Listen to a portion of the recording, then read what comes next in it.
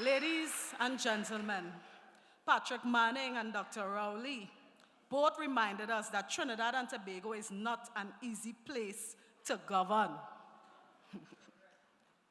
Former Minister of Finance kept warning us and telling us that. Yet, what we have today is a tagline government that is arrogant in its approach. People who speak with a full stop after every 5 words and led by an absent leader. A government missing when vision is required, missing when direction is demanded, missing when the people cry out for leadership. The results are before us. CPEP dismantled, and I want you to say that word dismantled with me. URP dismantled. Reforestation dismantled. CCC dismantled. Youth programs dismantled. These were not luxuries, they were lifelines. They gave dignity to workers, discipline to young people, and daily bread to families. The UNC's destructive actions have driven unemployment in Diego Martin up by 25%. Families that once had stability are now facing hardship. Children who once had opportunities now look at tomorrow with uncertainty. But my political leader and colleagues will address those matters in more detail. At the borough level, the struggle is sharp. As I stand here before you, the Diego Martin Corporation still waits for our line ministry to equip our borough with a new financial officer, an accountant one, a corporate secretary, and a personal and industrial relations officer.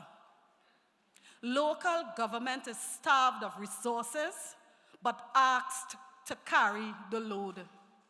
Corporations still have to cut grass, patch roads, clear drains, maintain community facilities. But how can it do so when central government withholds the funding? A central government run by the UNC. Suppliers remain unpaid for goods and services already provided, and each time the answer is the same. We are waiting on funding. That's all we gain. We waiting on funding. No releases available. Yet, while they await funding, the Minister of Finance addresses letters to mayors that should be addressed to the Permanent Secretary and CEOs inquiring about the balances on chairman funds. While they await funding, they prevent corporations from utilizing unspent balances that are available. But guess what?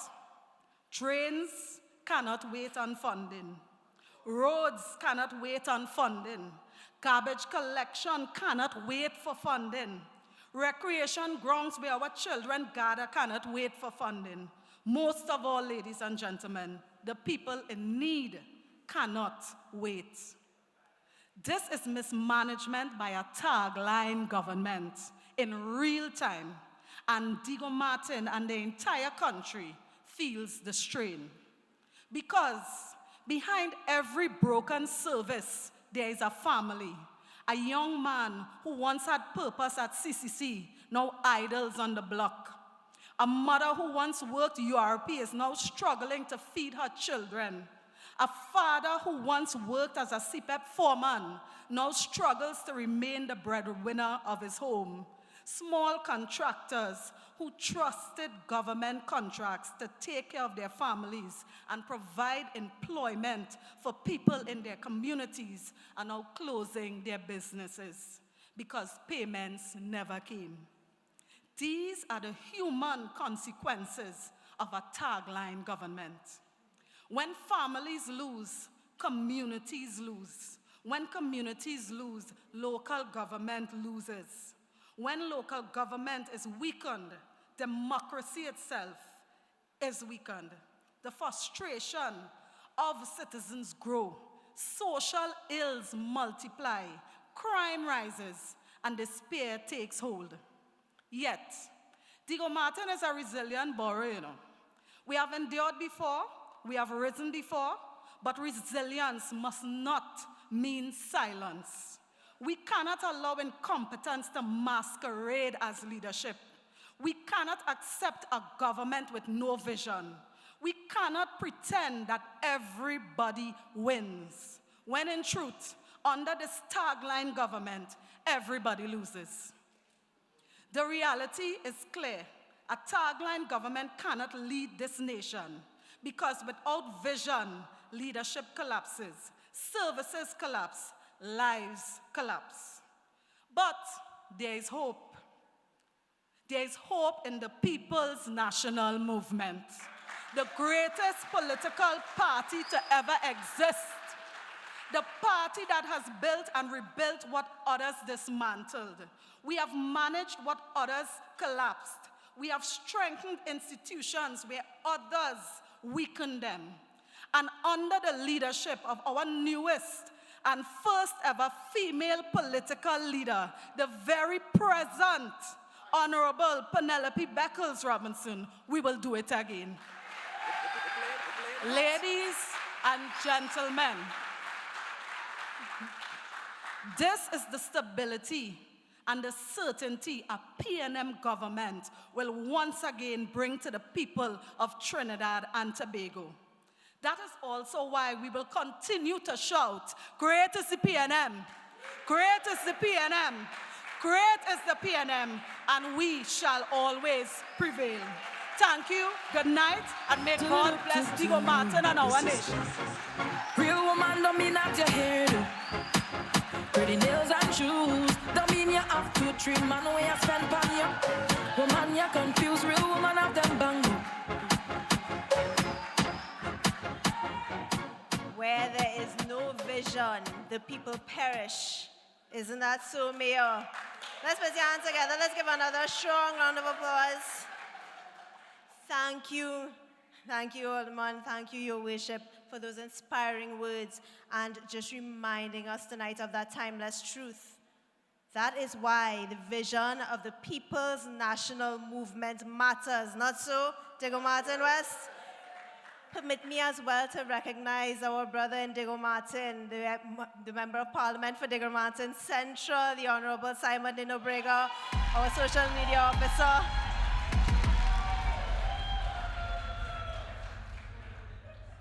We also have with us our youth officer of the People's National Movement, the Honorable Kareem Marcel, Member of Parliament for Laventille. Yes. We have with us our very vocal Senator Vishnu Dampal, our former Minister of Finance. And y'all, I am now a resident of Diego Martin, but I am still a member of San Fernando East, so I must acknowledge my Member of Parliament, the Honorable Browne Manning. Yeah! Thank you so much. So now, ladies and gentlemen, we move on to our next speaker, a young lady. Our young people are not silent, ladies and gentlemen. They are awake, they are aware, and they are ready to defend their future. To bring greetings on behalf of the youth, please welcome Ms. Janine Williams, Secretary of the Diego Martin West Youth League. Oh, yes. Guns down. Hands down.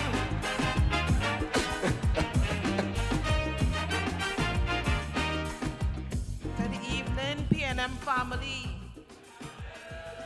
Allow me to recognize our distinguished political leader, leader of the opposition and member of parliament for Rima, the Honorable Mrs. Pennelope Beckles, aka Auntie Penny. Party chairman, member of parliament for Ruka Lupino, Mr. Marvin Gonzalez. Party vice chairman, Senator Amery Browne. Party Lady Vice Chairman, Dr. the Honorable Mrs. Nian Gaspidoli. Member of Parliament for Diego Martin West, Mr. Hans Des Vignes. Deputy Political Leader and Member of Parliament for Diego Martin Northeast, Mr. Colm Imbert. Member of Parliament for Diego Martin Central, Mr. Symon de Nobriga.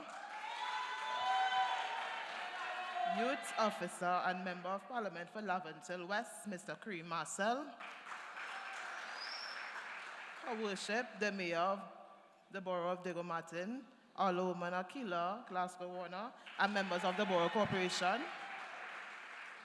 Chairman of the National Youth League, Mr. Patrick Phillips, and members of Diego Martin West, Central, and Northeast Constituency Youth League, and other officers of the movement. Ladies and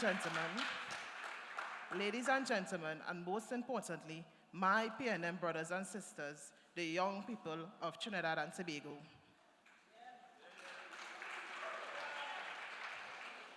Tonight, I stand before you not only as a youth speaker of the great PNM, but as a voice for the thousands of young people across this country who are crying out for opportunity, for dignity, and for a future they can believe in.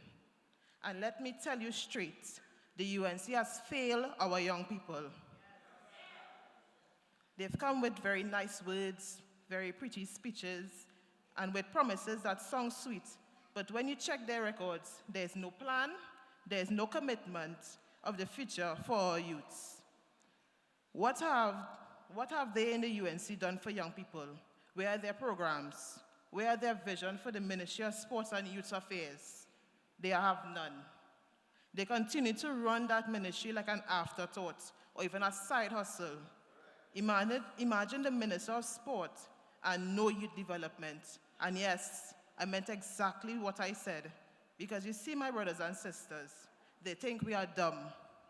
The same minister who is supposed to be in charge of our nation's youth and our national sporting development can't even tell us who the ambassador within his own ministry.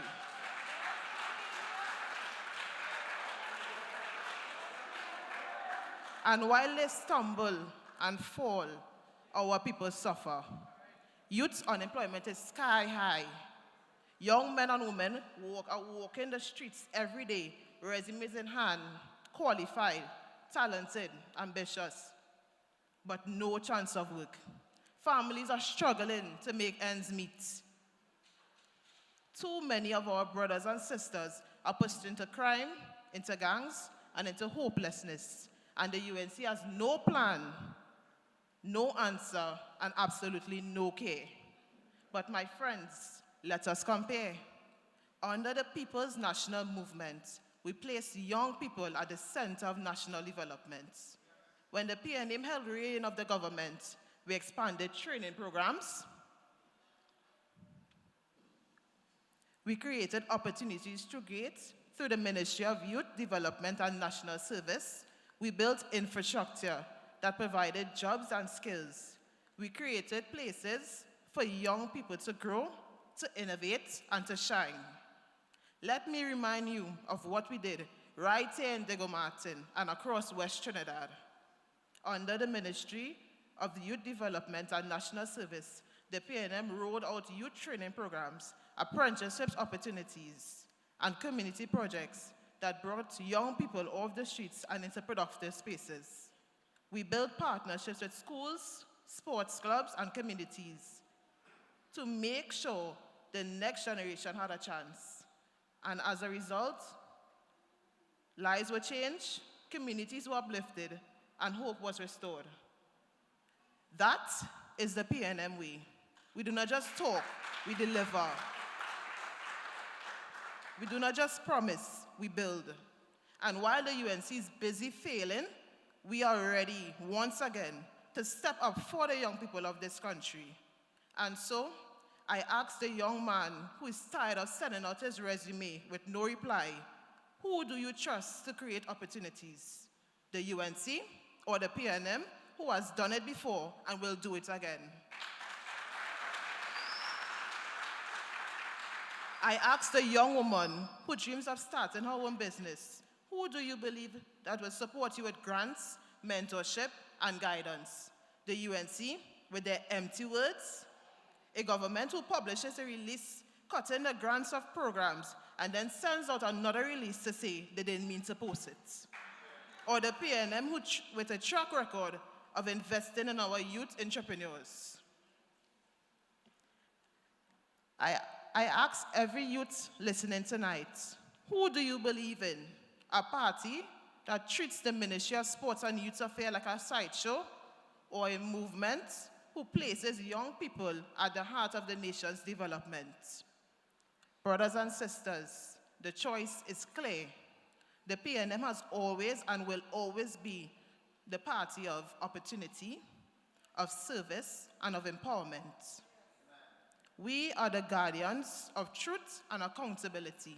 We are the party that cares about the future of Trinidad and Tobago. So let us stay strong, let us stay united, and let us send a clear message. The PNM is here, the PNM is ready, and the PNM will continue to fight for our young people.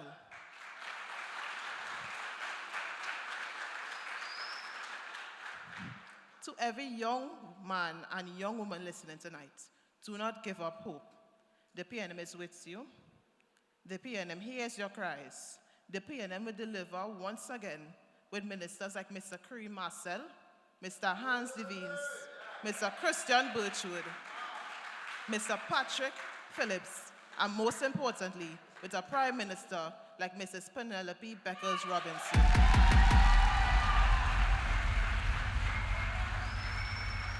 Together, my PNM family, we will stand. Together, we will rebuild. Together, we will ensure that Trinidad and Tobago young people have opportunities to deserve. The UNC cannot stop us because the youth of this nation know the truth. And the truth is, the PNM delivers, the PNM builds, and the PNM is the future. I, Janine Williams, the proud secretary of the Diego Martin West Youth League and a member of the National Youth League, clock this message. Long live the PNM, long live the youths of Trinidad and Tobago. And may God bless us all. And with that, I will say, great is the PNM, great is the PNM, great is the PNM, and we shall prevail.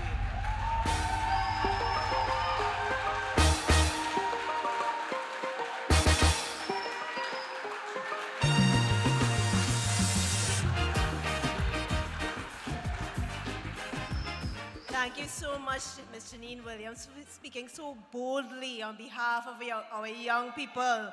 She reminded us tonight that our young people are not forgotten, even though they are forgotten by the current administration. They are not forgotten by the People's National Movement, and for that, we must give her another round of applause.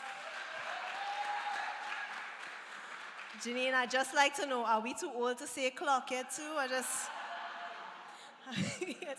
Permit me as well to recognize our opposition senator, Ms. Janelle John Bates. She is with us this evening. And now, ladies and gentlemen, let us continue with a voice that carries the heart of Diego Martin West. He is young, passionate, committed, and always fighting for his people. Please welcome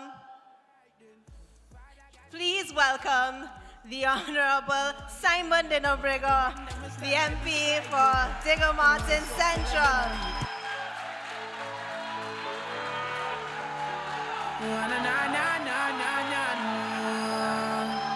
Alright then, Father got you among my friends, please. Because we don't know all the enemies. And the one that will stand right beside you. Don't want to soak you like them a lead. So me ask God to protect me head in this.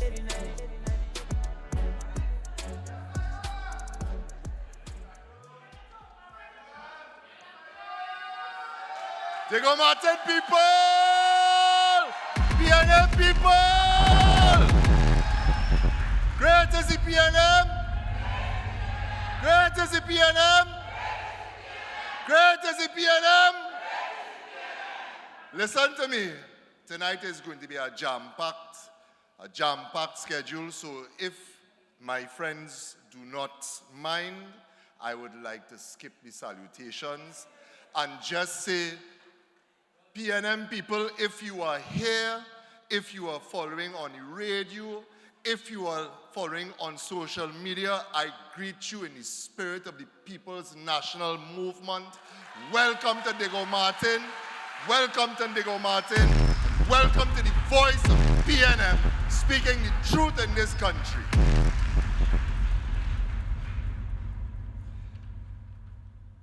Brothers and sisters,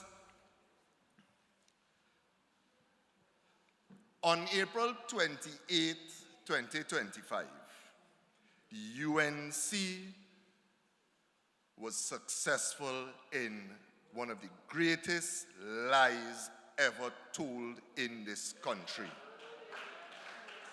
That everybody wins when the UNC wins.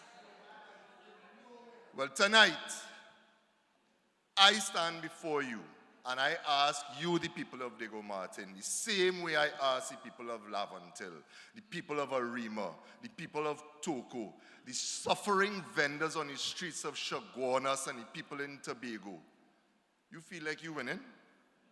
You feel like you winning? 136 days later, you feel like you winning? Let's be clear about something. Let's understand what 136 days is. That's 3,260 hours. 3,260 hours. In all that time, what has changed for the better for you? What has changed? You feel safer? You feel like you have more opportunities? You feel more secured? Or you feel betrayed? Because from Tobago to Toko, from Diego Martin to Mayaro, from Manzanilla all the way down to Point 14, the answer is the same. People understand that they're not winning. They're losing their jobs. They're losing stability. They're losing hope. When they wake up, the feeling that they're feeling is not victory. It is fear. It is betrayal. And it's the pain from a con job that was pulled on us from a political party of con men. And con women. But I asked the DJ to play a tune for me tonight when I was coming up here. And the name of the song is Protection. And it asks God to protect us from bad mind people.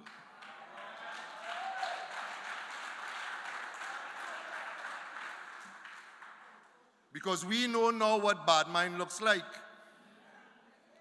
It looks like spite. It looks like revenge. It looks like corruption. It looks like firing 40,000 people and not giving a care in the world for them or their children. We knew before that the color of envy was greed. But now we know the color of bad mind is yellow. But listen to me, eh? Listen to me and listen to me well, you know. God don't like ugly. And God don't like bad mind. He don't like evil thoughts. He don't like evil intentions. And he don't like evil actions. And that is what this UNC government has shown us in 136 days, in 3,264 hours. Pure, unadulterated, bad mind. But here's the good news. As sure as morning follows the darkest night, the PNM is here. The PNM is reconnecting and rebuilding. The PNM is growing from strength to strength. And right here in Diego Martin, as we have done throughout this country, we declare with confidence that come 2030, the PNM will return to governance in this country.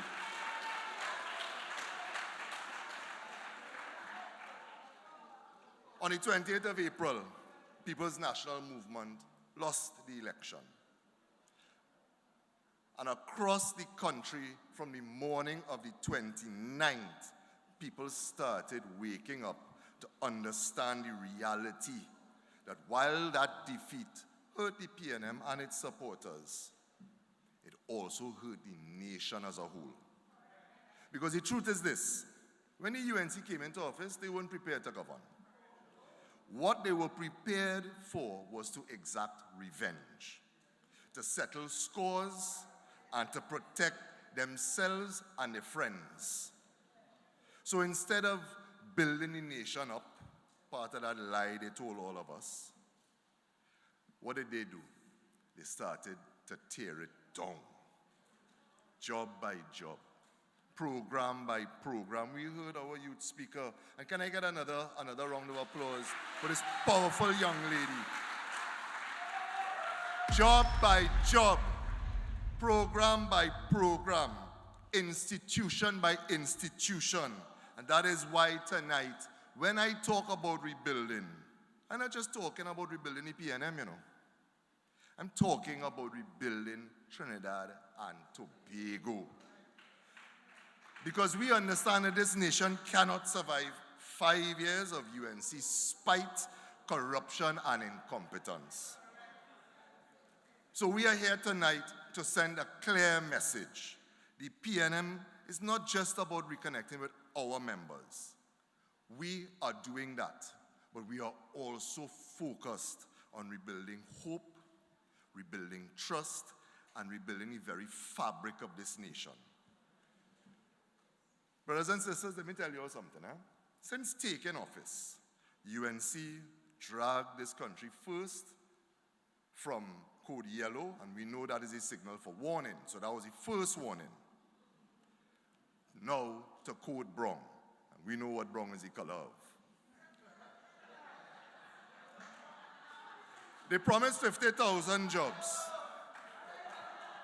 They promised 50,000 new jobs. Within weeks, they let go 40,000 people. CPEP workers, URP workers, WASA workers, forestry workers, RHA staff, ministry staff.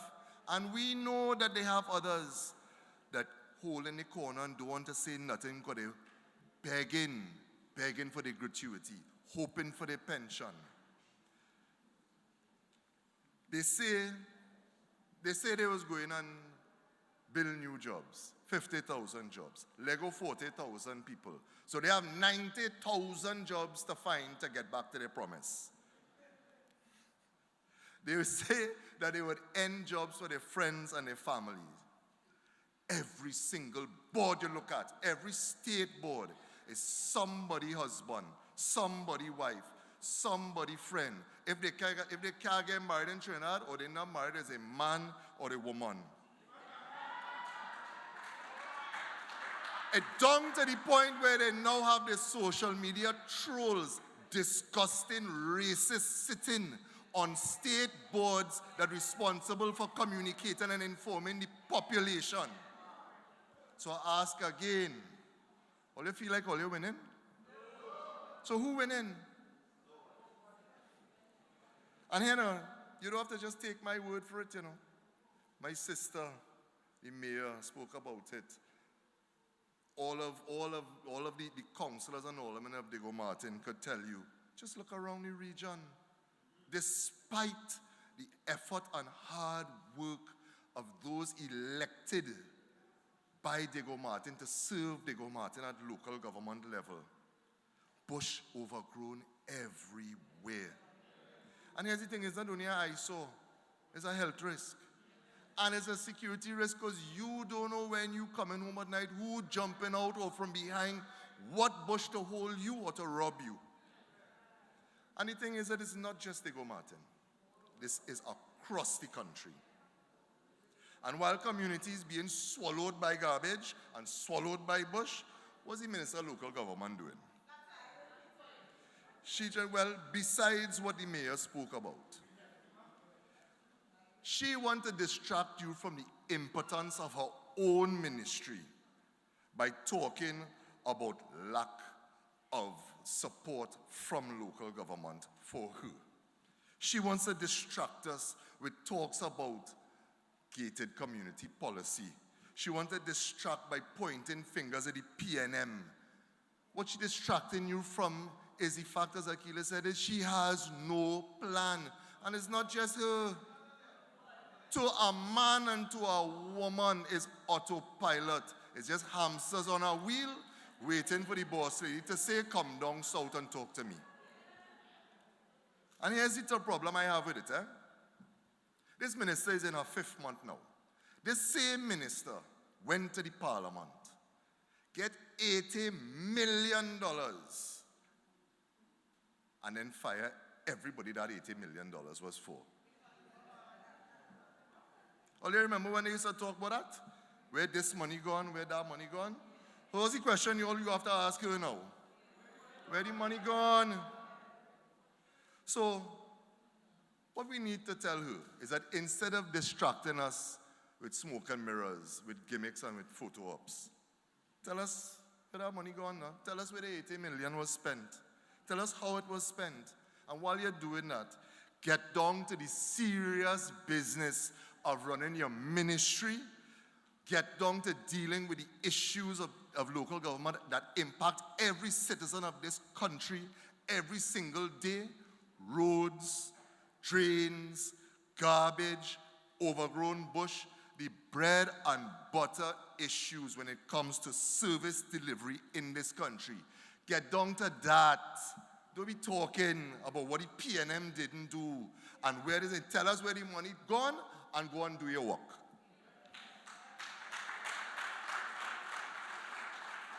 They promised us safety. Remember that? You feeling safer? They have us living under a state of emergency. If you look, they have no reduction in the murder rate. Month after month, murders remain the same. Families in mourning, communities in fear. Only thing of any word that they are achieving at SOE is to conveniently stop the Independence Parade. And here's the problem I have with that too. They stop the Independence Parade. They say there's a security risk. The Prime Minister tell them, don't go nowhere and fet during the SOE. No minister. But they don't in Brian Lara whining low. Everywhere they go in, but they can't go to the celebration of our independence. But let me give you my take on it. Only remember World Steel Band Day, 11th of August. The Minister of Culture went in Woodford Square, right? And as she called her boss lady name, what they do? Boom! A week later, she canceled that parade. A week later, she canceled that parade. Right after that, they started to pull out government, members of her government to talk about how Independence Day is a what? Is a PNM thing. They bring them out to say, if you're UNC supporting, you have a business and you have a PNM, you feel is a PNM working for you, fire them because all PNM is dog. You could imagine the fear that these people are living in. These people who know they might be working for a UNC, doing their work, but living in fear that their boss listening to that dotishness and they could lose their job on top of the 40-something thousand people that already gone home and sitting on and waiting.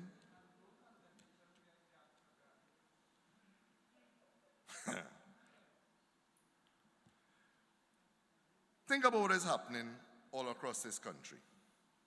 Think about that fear that they want us to live in. Think about what that is. Does that feel like a democracy to you? That is utter and complete dictatorship madness. And that is a promise that the UNC is keeping. A promise to fire more, a promise to suffer citizens who refuse to bow down to them. So while ordinary citizens struggling to pay rent, struggling to buy groceries, struggling to recover from having to buy books, despite the work of PNM MPs and the PNM party, struggling, UNC right now is boasting the largest cabinet in our country's history. And the record that they beat was their own, you know. Imagine you have ministers in ministries earning $40,000 a month to make TikTok videos to attack the PNM. Can't tell you what they're doing in their own ministry, eh? But $40,000 a month. Let me explain that to all, yeah? It's 4 months and pass since they come into power. That's $160,000 each one of them get, you know.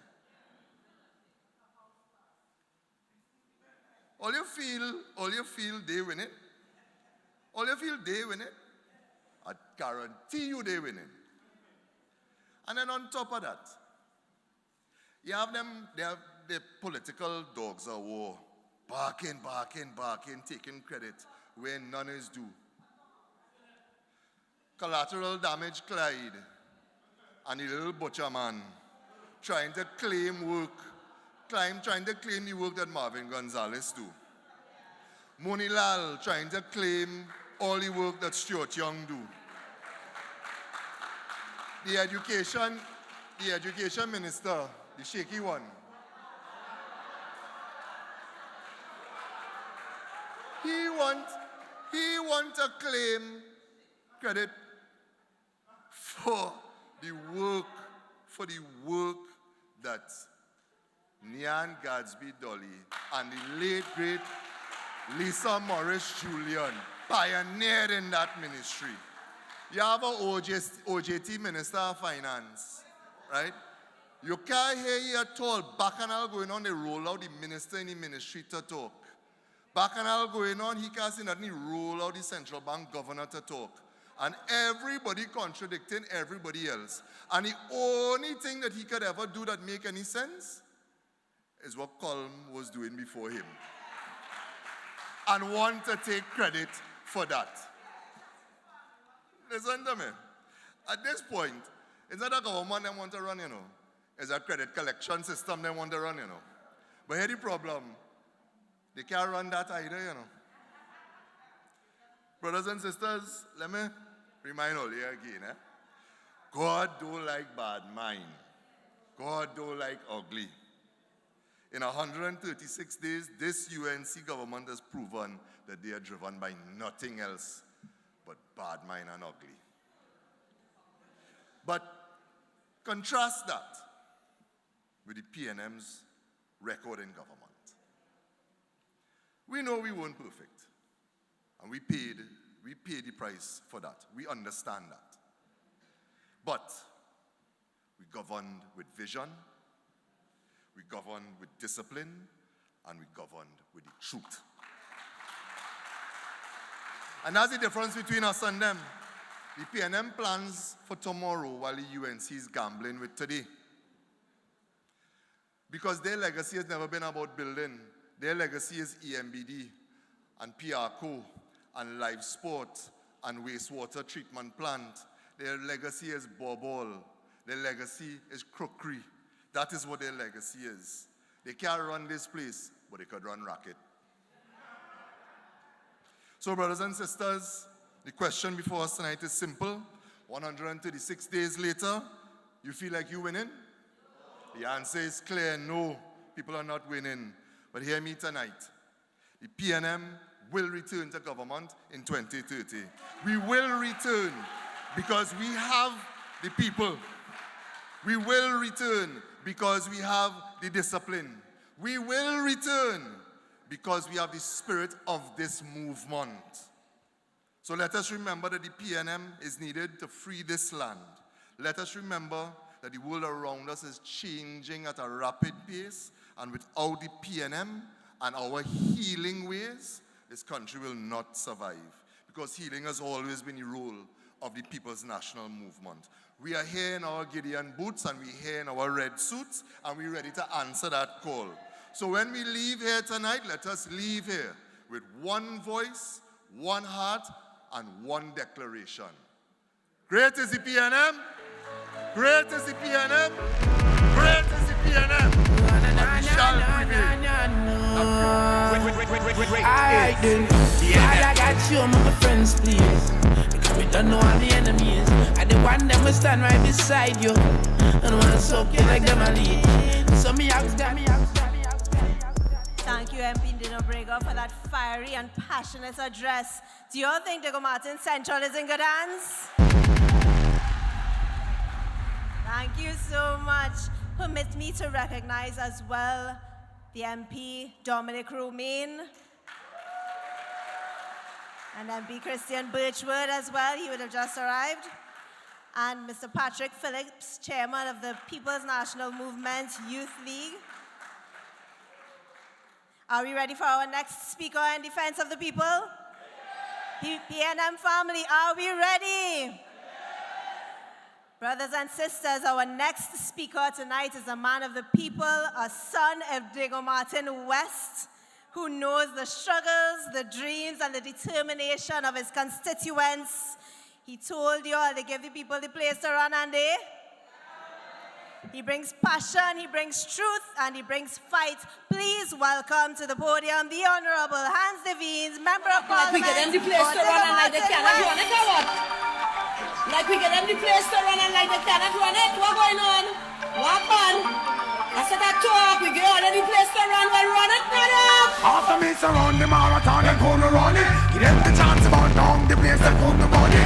How them feel a competition when them know them nothing. Gonna make them up the whip and our DJ take sick. Me surround the place, why they gonna run it? Give them the chance to burn down the place and come to money. How them feel a competition when them PNM people, the UNC cannot run this. Allow me to acknowledge our honorable political leader, the first female leader of the People's National Movement, our opposition leader of which we are so proud, and the next Prime Minister of Trinidad and Tobago, Pennelope Beckles Robinson. To all officers of the party, I acknowledge you. Fellow members of Parliament, I acknowledge you. Members of the Diego Martin Borough Corporation, I acknowledge you. And to my sister, who I am so proud of every single time I see her and greet her, who worship Alderman Akila Glasgow Warner. Thank you. Diego Martin, I see the faces, I love you all. From Francine, who else here? Mr. Frankie here, all of you all are here. I start tonight by telling you Trinidad and Tobago to represent, because the government of the day will continue to undermine who and what we are if we do not represent. Today, I stand here inspired by the independent speeches, not only of Dr. Eric Williams, but also of our leader, Pennelope Beckles Robinson. Let us take note and stock of some things. We have a government. Now, Symon mentioned it, but he leave out an important part, so I'm going to touch on it too, right? You leave it for me. I love you, Symon, my brother. We have a government that would cancel our independence parade due to safety concerns, replace it for a day of prayer, then to have almost the entire cabinet show up to cricket a party with none of them attending the day of prayer. No on-camera Independence Day speech from the Prime Minister. They do not care about Trinidad and Tobago. To the people of Trinidad and Tobago, you must stand and represent. We have their public relations officer who seeks to change history by attacking the father of our nation, saying he was not the first Prime Minister of Trinidad and Tobago. And our current Prime Minister saying the statement is no big deal because they so hate PNM. Ben of the Heliconia Foundation said it clearly. Dr. Williams' legacy is not some partisan toy to be written and rewritten depending on which party one supports today. If you do love Trinidad and Tobago, you must stand up and represent. We have Senator David Naked saying, fire everyone who is not UNC. And whether or not he needs to be removed, that is not my discussion tonight. I actually, to David Naked, say thank you tonight for saying how your party really feels. So for the over 1 million people that did not vote UNC, I want you to know this is how the UNC sees you. You must stand and represent. To the youth of our nation, Janine said it well. We're seeing cancelled academic programs. We are seeing the cutbacks and cancellations. CCC, a program that Bungie Garlin credits for impacting his life. YTEP, MIC, All Set, Amplify, CRISP, Youth Agriculture, DRIP, no mention or activity for National Youth Day this year. Foster Senior in the back there, I know this is you. They did not care, and they do not care about youth. They do not care about you, Trinidad and Tobago. Youth, you must stand up and represent. Today, Dr. Browne is going to touch on many things happening around us in terms of foreign and CARICOM affairs. While our CARICOM leaders are in Africa for a summit with African nations, and our Prime Minister is absent, our Minister of Foreign Affairs is absent, I want to highlight a point to you. The People's National Movement signed a bilateral agreement with Trinidad and Tobago and Nigeria, which could open us to new industries, new trade and tourism opportunities, which this government is silent on. To the business community, they do not care about you. You too must stand up and represent. In Diego Martin, our mayor told us, we have seen the impact on workers. We have seen the lack of action during flooding from the government. We have seen the corporation not being disbursed funds. Diego Martin, they do not care about us. We must stand and represent. The UNC continues to aim to dim our lights in Diego Martin West. But today, as your member of parliament, in less than 6 months, today I report to you, we have aided 5 sporting tournaments, distributed over 500 donations, provided assistance to cultural development to Nile Hill and Meritones, supported emancipation and independence initiatives, one of which included a week-long training camp where young people were taught how to build design pieces, over 300 in-office visits, where we have been able to provide solutions for many residents. Also, this is a reminder that we are in office from 6 a.m. every Thursday, and tomorrow is no exception. I want you to know over 50 letters, some accompanied by petitions, have been sent to ministries, agencies, and divisions lobbying for you, the constituents of Diego Martin West. We have done over 40 community visits during emergencies as well as standard walkabouts. We call it the Saturday stroll. Countless issues resolved. And our Future 100 book drive, which aimed at filling not just book bags, but also book lists, which is an ongoing thing as constituents are still reaching out in support and in need. My goal at the end of 5 years is to get to Future 1000.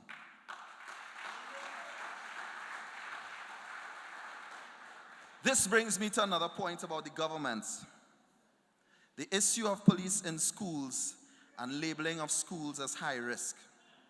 The reality is, national football team captain and constituent Kevin Molino went to a school that some would label as such. Dr. Andrea McKenzie, Captain Jason Des Vignes, and myself all went to schools that would be labeled by discriminators as such. Maybe instead of calling these schools high risk, we should call them what they are, high potential.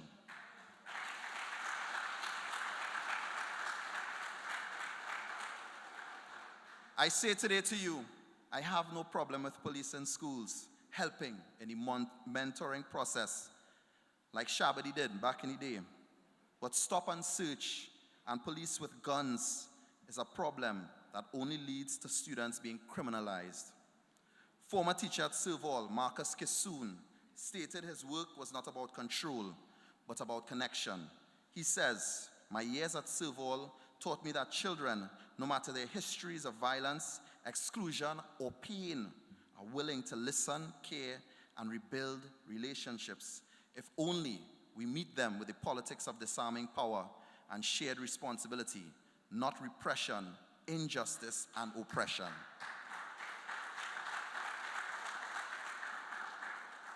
Lou Lyons, a brilliant legal mind and member of Freetown Collective, says, "To simply default to more enforcement indicates a lack of intellectual curiosity and will, too, unearth more systemic problems.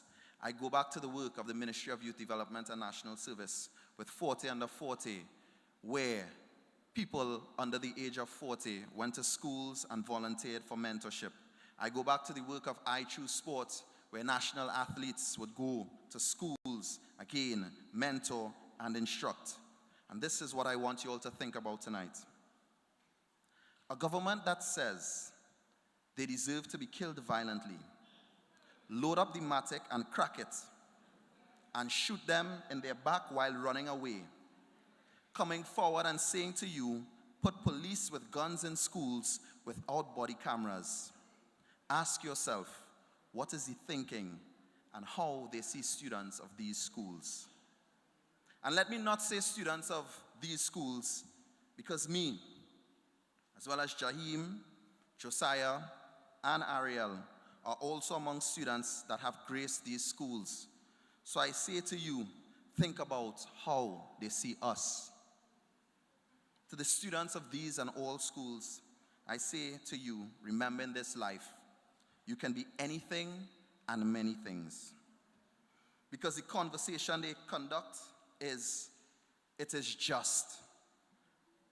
Just how they targeted me during the election. They said, he's just a DJ, in an attempt to negate all my other qualifications and experiences. It is just CPEP workers. Then it is just WASA management. Then it is just the central bank governor. Then it is just the First Citizen CEO. Then it is them just going behind the PNM. It is just, it is just, it is just, until it is unjust.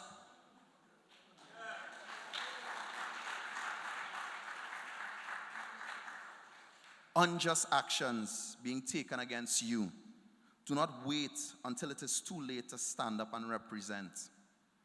Diego Martin West, to you, whether you call me MP, Mr. Des Vignes, my minister, my MP, or honorable, I want you to know in reality, I will always be Hans.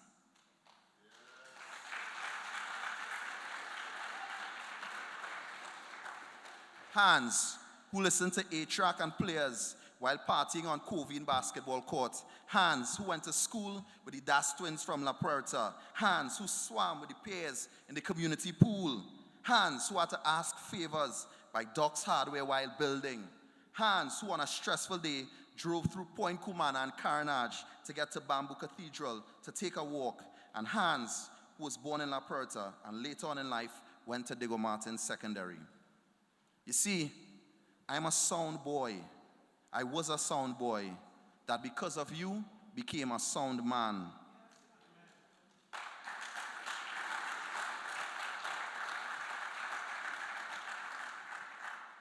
And I want you to know, while others may come here, I am from here, of here, and more than anything, I love here. Let me see your hand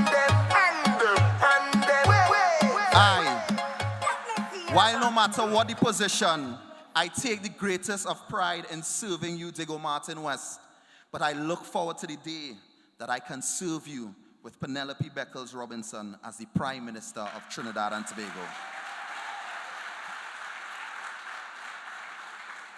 And on that great day, together, from Diego Martin West to Arima, to Point Fortin, to Labrie and Tobago, we will all say together, great is the PNM, great is the PNM, great is the PNM, and we have prevailed. I have love for the whole wide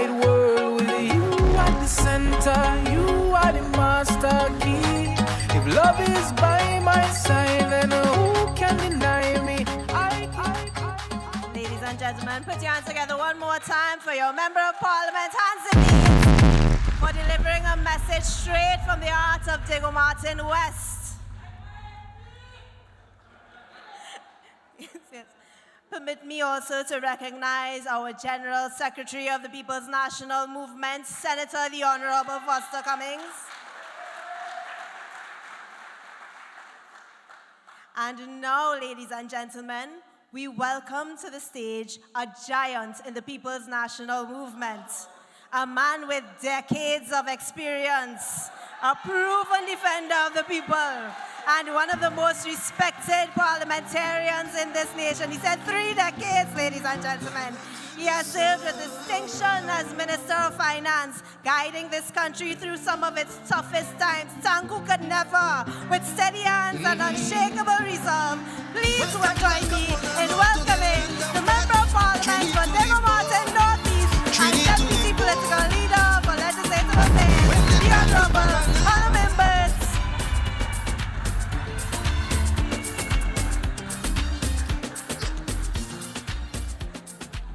It's okay, you don't have to play the whole song tonight.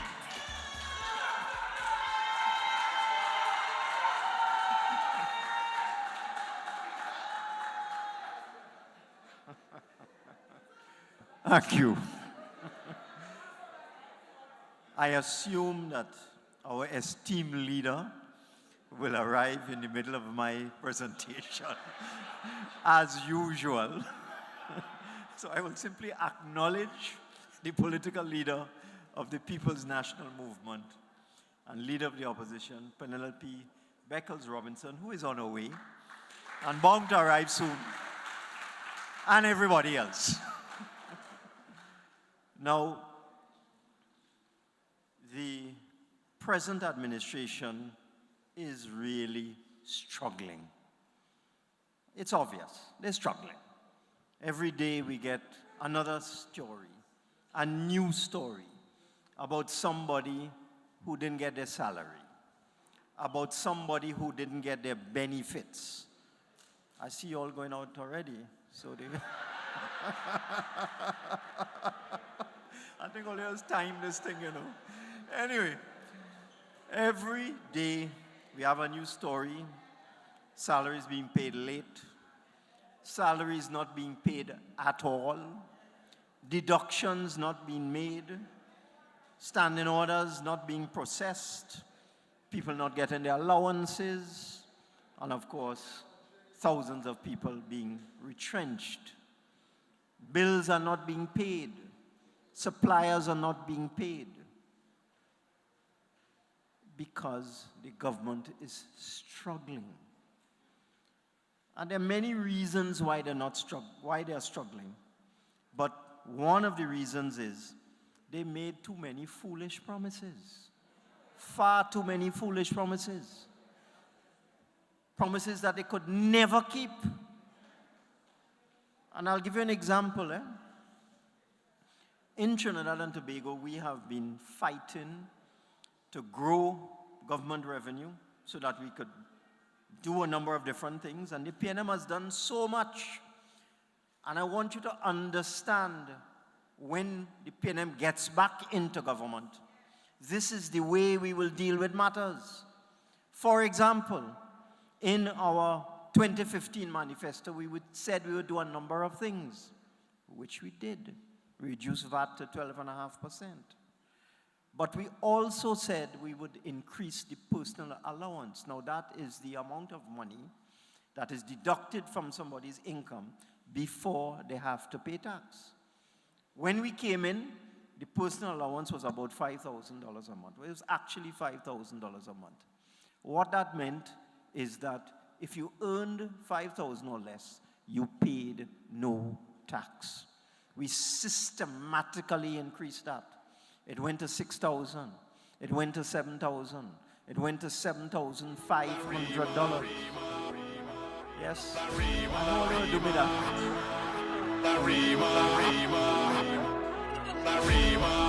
Maturita, had it Santa Rosa, had it Doña Ruta, had it Guadarrima, had it Maturita, had it Santa Rosa, had it, Don Yaruka, had it, well, Arriba, had it, Maturita, had it, Santa Rosa, had it, Don Yaruka, had it, well, Arriba, had it, Maturita, had it, Santa Rosa, had it, Don Yaruka, had it, well, Arriba, had it, Maturita, had it, Santa Rosa, had it, Don Yaruka, had it, well, Arriba, had it, Maturita, had it, Santa Rosa, had it, Don Yaruka, had it, well, Arriba, had it, Maturita, had it, Santa Rosa, had it, Don Yaruka, had it, well, Arriba, had it, Maturita, Great is the PNM. Don Yaruka, had it, well, Arriba, had it, Maturita, had it, Santa Rosa, had it, Don Yaruka, had it, well, Arriba, Great is the opposition leader of the Republic of Trinidad and Tobago, your member of Parliament for Rima Ante, I say the next Prime Minister of Trinidad and Tobago, the Honorable Pennelope Beckles Robinson. Together as a nation, standing side by side. Still a long way to go, we gonna get there. Standing side by side. I see the faces, the races, the spaces, the places where we all come from. I see the Indians, the Africans, the Chinese, the Syrians united all as one. We gonna get there, yeah, yeah. Whoa, I say we gonna get there, yeah, yeah. Whoa, I must believe together we as a nation, we must believe. I see our kids as the reason. We must believe. We must stand for honesty. We must believe to defend democracy. I must believe. You must believe. We must believe. For the PNM. I must believe. You must believe. We must believe. For the PNM. I must believe. You must believe. We must believe. For the PNM. I must believe. You must believe. We must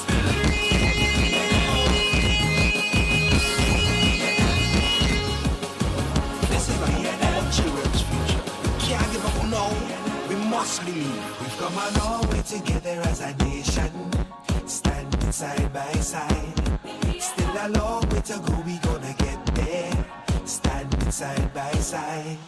I see the faces, the races, the spaces, the places where we all come from.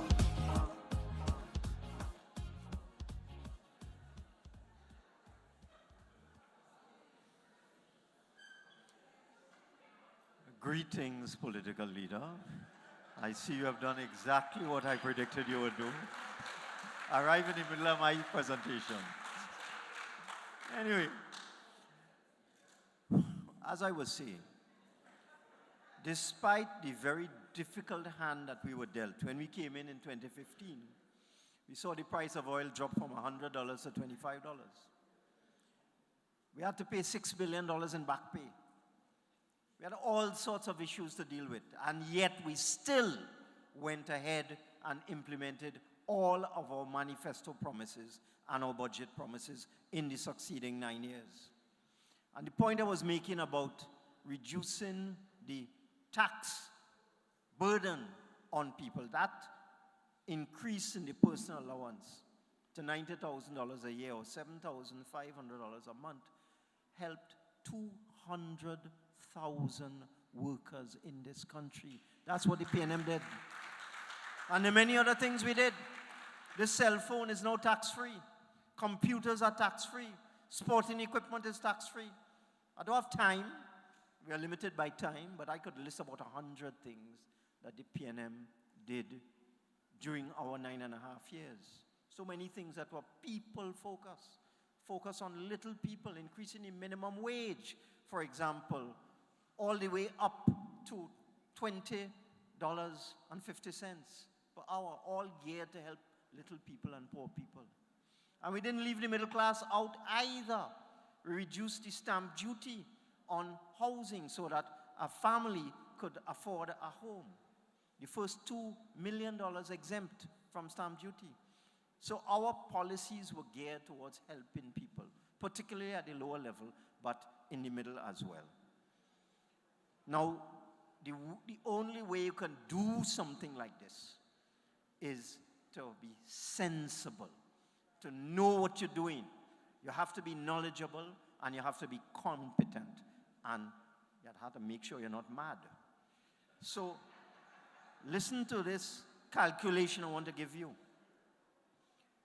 The UNC promised the PSA that it would give them a 10% increase in salary for the period 2014 to 2019, a 6-year period. I've done the maths. A number of public sector unions settled already. Prisons, fire, teachers, police, defense force settled for a 4% increase for that period. But if they give the PSA 10% for the same period, they'll have to go and give all of those workers, police, prisons, fire, defense force, teachers, 10%. Otherwise, they'll take them to court and they will win. Let me tell you what the maths is. If they give the PSA 10% for the period, and then they have to give everybody else in the public sector, guess how much the back pay would be? When you add the 5% for the next period, 20 to 22. $28 billion. You hear the number? $28 billion. And the government's wage bill will increase by $3.5 billion a year every year. Now they just don't have the money to do that. Oil production is going down. Gas production is going down. They killed the Dragon deal. Prices are low. Petrochemical prices are low. They just don't have the money. And that's why they're not paying salaries and wages. That's the reason why. Now they're already struggling to meet existing commitments. How are they going to fund $28 billion in back pay and $3.5 billion in additional recurrent expenditure every year? They can't. And that is why you saw that story in the papers recently about devaluation. It's called floating a balloon. You take one of your, and again, I'm not afraid to say this, you take one of your UNC sympathizers, a UNC reporter, and you float a balloon. Forget who talk about it. Look at who write the story. That is a UNC connection. And you float the balloon, devalue to 9 to 1. But they didn't expect the backlash they would get. Everybody sat across them, including their own people. They have people as write and talk stupidness in the papers every single day. Every single day. Experts from UWI talking stupidness every single day. The UNC could do nothing wrong. Everything they do is right. Hear this? One of them say this. A devaluation may appear at first glance to be a fix.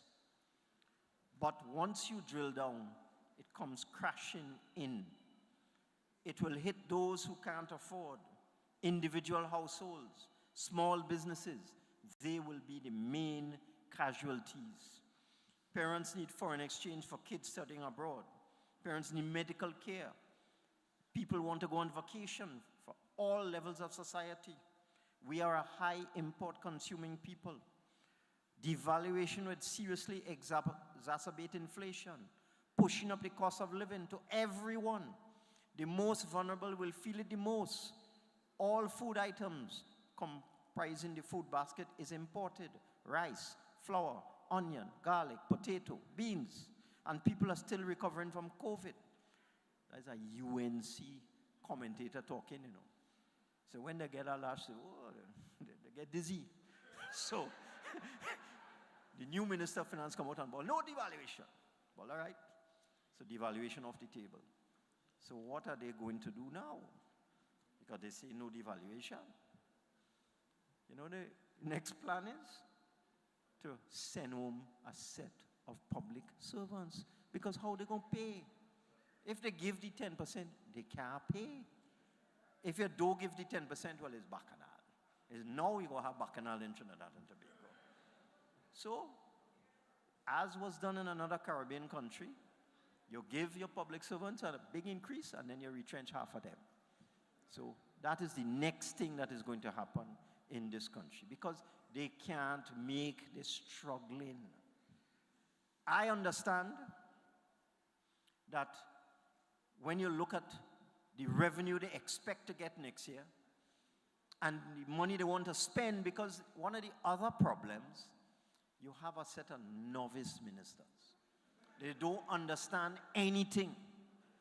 So they're making demands on the Minister of Finance. This one want this one want that. They want the sun, the moon, and the stars. They want everything. When you add up what they're asking for, the expenditure for next year will be $15 billion more than the money the country expects to earn. The only way you could get that extra 15 is to borrow. And let me tell you something. That is without that 28 billion I just talked about, and without that $3 billion extra in public service salaries. They can't manage. They just can't manage. And people need to understand this value of the People's National Movement. I don't know what happens, you know. It's 3 times we call a snap election, and it's 3 times we lose. I hope you're listening, you know. Hope you're listening, you know. My political leader and my next prime minister, I hope you're listening. They call a PNM prime minister called a snap election in 1995. We lose. The same fella called a snap election in 2010. We lose. And next one called a snap election in this year. We lose. We go find out. I'll be watching on. But our problem is communication. Communication is our problem. Because if you look at what the PNM has done for this country, and done for people in this country, and done for ordinary people, every single institution in this country was designed and built by the People's National Movement. Every single one. Every single thing that we enjoy as a people, free education, free healthcare, that is a PNM policy. Old age pension, is PNM come up with that? Is Dr. Eric Williams come up with that? They didn't have that before. So you have to wonder, when you look at everything that is happening in this country, the way the country has developed, the way people's income have improved, the way the services in the country have expanded. I remember as Minister of Health, I had a visit from a friend of mine in Jamaica. He was also the Minister of Health. Came for Carnival. And he said, "You want to come and talk to me?" I said, "No problem, come down." This is 23 years ago I'm talking about. And he's showing me, he said, "Look, this is what I plan to do in Jamaica. I have 5 medicines here, one for diabetes, one for high blood pressure, one for heart," and he's showing me. "And I'm planning to go and subsidize it and see if we could reduce the cost to the population." I say, This time, gas money flowing in Trinidad. So, I called by Mr. Manning. I said, "I want to give free medication to people." That is how the chronic disease assistance program came. I thieved the idea from a partner in Jamaica. But they didn't have the money to do it. All he was looking to do was reduce the cost. I say, free, right? And so we started CDAP. And when we started out CDAP, it was just a small pool of people, a small amount of drugs, a small amount of money, about 20, 30 million. You know how much this country spends on CDAP now? $250 million a year. Free medication for hundreds of thousands of people. And there's no means test for CDAP. Anybody could get CDAP. So you see, when I look at that, and I look at what we have done in this country in terms of the benefits that people get, why it is PNM has lose election? It's communication. It's all about communication.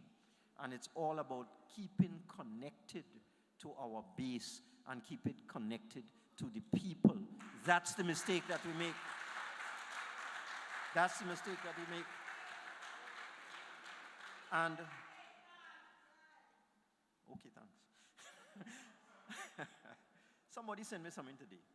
And I know some people might get upset when I refer to this, but that's all right. That's too bad.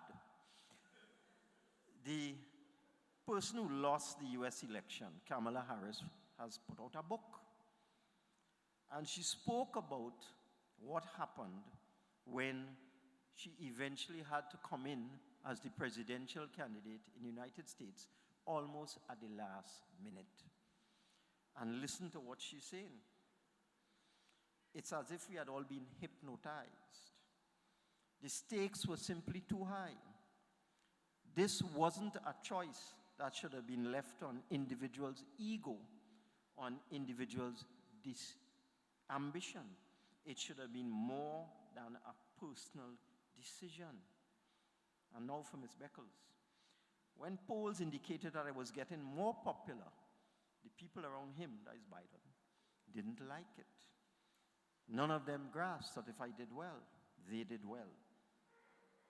They just didn't get it. And that is one of the problems that we faced in the last election, just like this. Kamala Harris came in almost at the last minute. She couldn't break away from Joe Biden. Joe Biden was already very unpopular. They asked her, what would you do differently to what Joe Biden did? And she foolishly said, I can't think of anything. Well, she'll lose, okay? And we know what happened after that. And we have parallels like that in the PNM.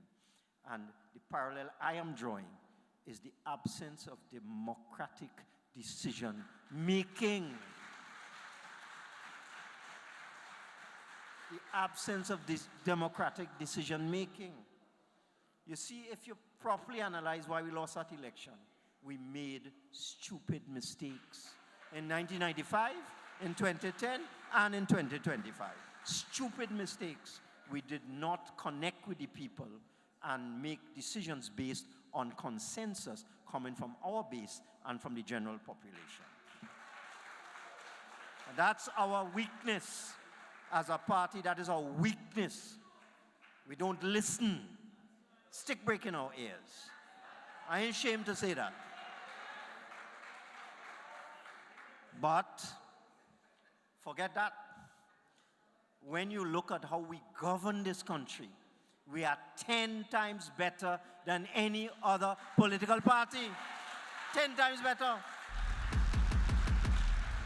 When you look at what we've done for people, we've done so much more than anybody else has done or could possibly ever do in the future.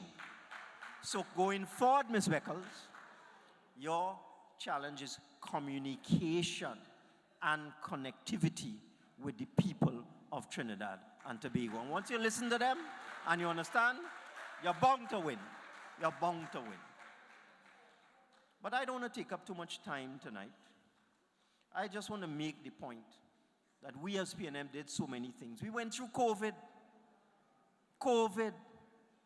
Our revenue as a country dropped from 50 billion to 30. We lose 20 billion.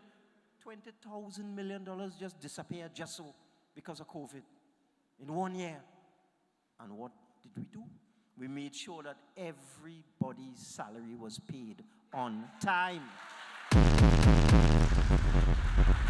And the reason why I'm saying that, this new government don't have that problem, you know.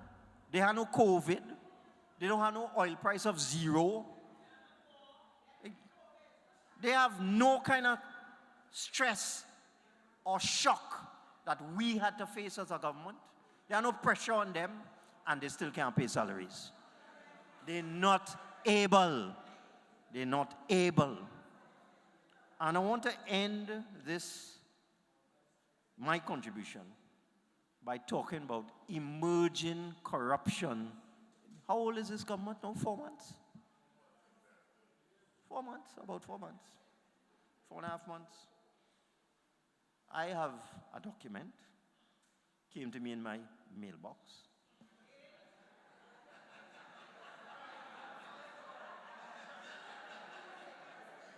And it is from within the North Central Regional Health Authority. And it involves somebody involved in public procurement. Now, the UNC brought legislation in 2010 to change the way we do tendering and public procurement in Trinidad and Tobago, and then pussyfooted with that for 5 years, claiming they needed the support of the PNM members, the votes. They said, no, they have 28 seats, They could do what the hell they want. They don't need our votes at all. We had 13, them have 28. But they lied to the population and say they couldn't implement the public procurement law because they needed the PNM support. Rubbish. Anyhow, they went out, we implemented it. In comes some of the old dinosaurs from the UNC. And I'm going to read. In a meeting held on Monday, the 25th of August, 2025, an instruction was given by the chairman of the board to the manager of public procurement stating any procurement activity over the value of $75,000, over $75,000, you hear the number called there? That means all, must first pass through him for his approval of small-scale simplified procurement. I am unable to follow this instruction, as this is a direct violation of the proclaimed Procurement Act. And this person and other people go on to make the point that this is deduced by the Office of the Procurement Regulator as collusion, and makes the point that in 2017, the Ministry of Finance said, the responsibility for procurement lies with the Chief Executive Officer or other designated official of the organization.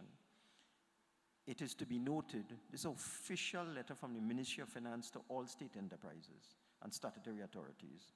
There will be no involvement of the Board of Directors in approving contracts except for approving the policy on procurement. But they're in government for 4 months, and the chairman of our statutory authority is saying, all contracts of this type had to pass through me. In writing, all contracts had to pass through him for his approval. They start, 4 months, they start. So, it's not going to be easy over the next 4 years or so. It's not going to be easy. We'll have some tough times. But one thing I want you to understand is that when you elect a PNM government in the next general election, whenever that is, stay faithful to your PNM now. Don't get chained up.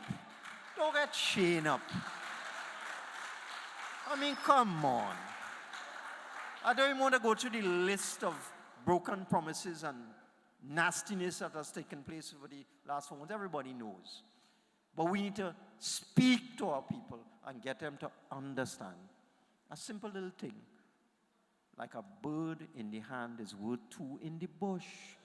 Don't fall for false promises. And we have to educate our people. And we have to show them. We say great is the PNM, but we must make people feel that the PNM is great, so that when we win, we can say, great is the PNM, great is the PNM, great is the PNM, and we shall prevail. Yeah. Never let your problems get you down. Stay focused and hold your ground, because what don't kill you should make you stronger. Deputy Political Leader Imbert, for once again bringing much needed clarity, truth, and experience to the table. Let's give him a well-deserved round of applause, ladies and gentlemen. Are we ready for some more speakers? And now, PNM family, it is my honor to welcome a man of vision, discipline, and dedication to the People's National Movement. He is the Vice Chairman of the People's National Movement and the leader of opposition business in the Senate. As former Minister of Foreign Affairs, he represented Trinidad and Tobago with strength and dignity. And he is still showing them how it's done today. A true servant of the people and a fighter for what is right. Please give a warm and powerful welcome to Senator Dr. the Honorable Amery Browne. Lucky for you, my friend. I in a good spirit. I drink in a good spirit. The vibes right up to the limits. So don't hold me down, don't fight me down. Yeah. Good spirit. I drink in a good spirit. The vibes ain't cross in a minute. So don't hold me down, don't fight me down. Yeah.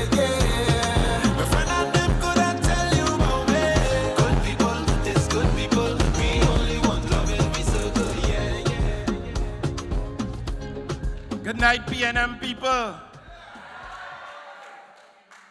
where 2 or 3 are gathered in the Lord's name, He is here in the midst of us. And we are way more than 2 or 3 here in this beautiful community center. I want to congratulate you for coming out in your numbers in opposition, coming out in your numbers to support the People's National Movement.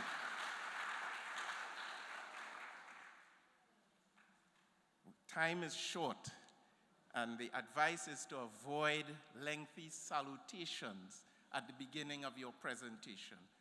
But I find myself in the beautiful constituency of Diego Martin West, and I must pay respect to your excellent Member of Parliament, the Honorable Des Vignes.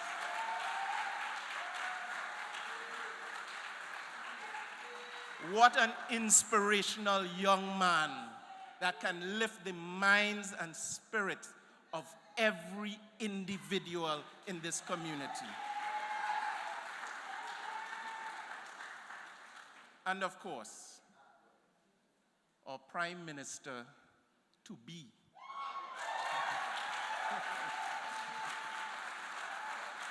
The Honorable Pennelope Beckles Robinson. So, this is not a rally component of the meeting.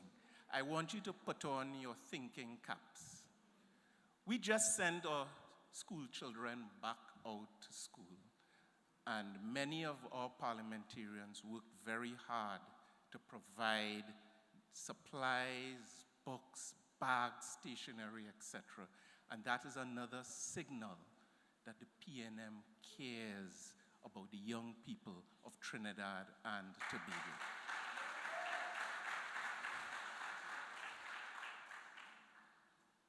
But tonight, I want to take the UNC back to school.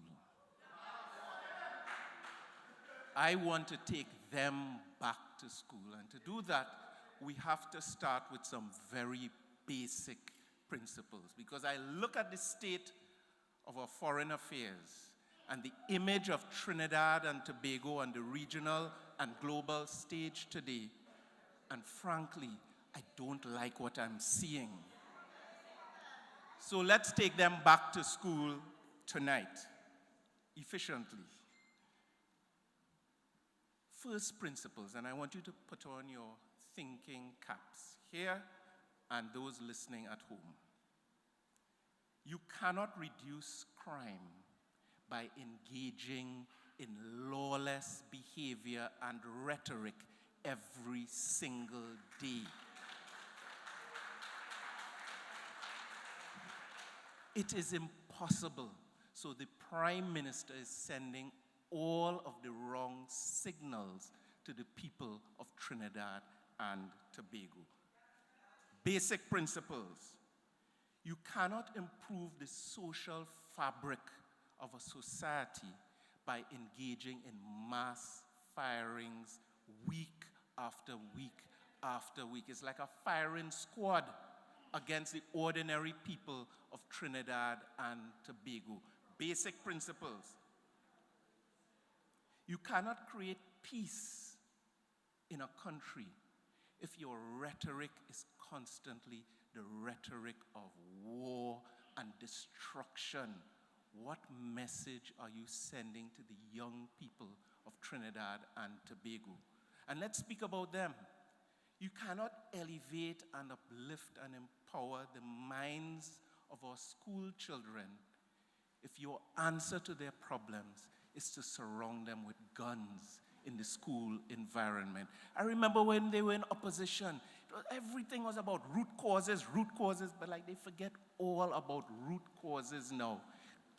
Plaster on a sore and guns, guns, guns. You cannot secure the health of our society if you are engaging in persecution against some of our most hard-working public health officials. Many of you were here already, but on the news tonight, there were reports of a campaign of pressure and persecution against someone by the name, who I have great respect for, by the name of Dr. Roshan Parasram, the Chief Medical Officer of Trinidad and Tobago. And the message from the PNM to the Prime Minister and the UNC: hands off our hard-working public health officials.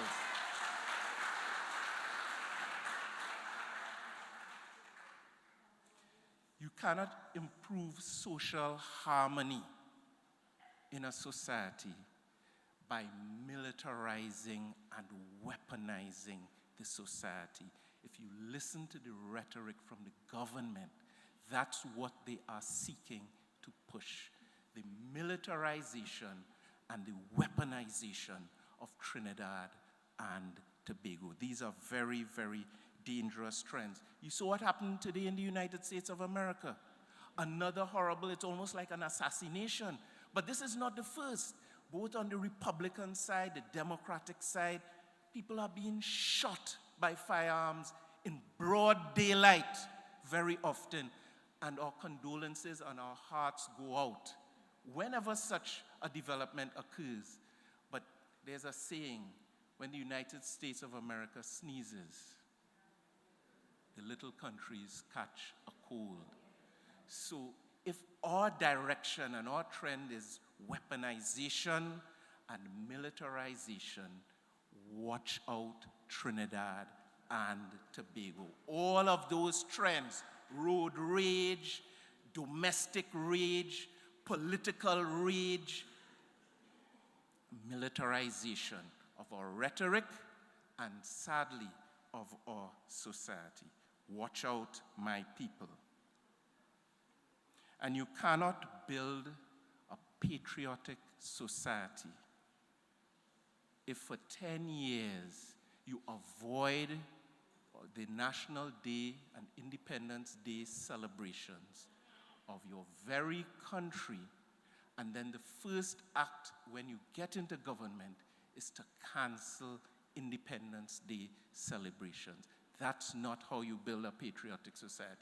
Did you see the Minister Sobers and there was another minister, what do you all call him, the Deputy Prime Minister, in the Mexican Independence Day event, taking pictures and videos and carry on in the same SOE when we cancel our Independence Day celebration? I have to say, I am ashamed when I see that kind of behavior. You cannot build a patriotic society if that is the mentality you are projecting to your people. Basic principles, back to school. And you cannot build on the international profile and image of Trinidad and Tobago if your words and actions are leading us into diplomatic isolation. Isolation.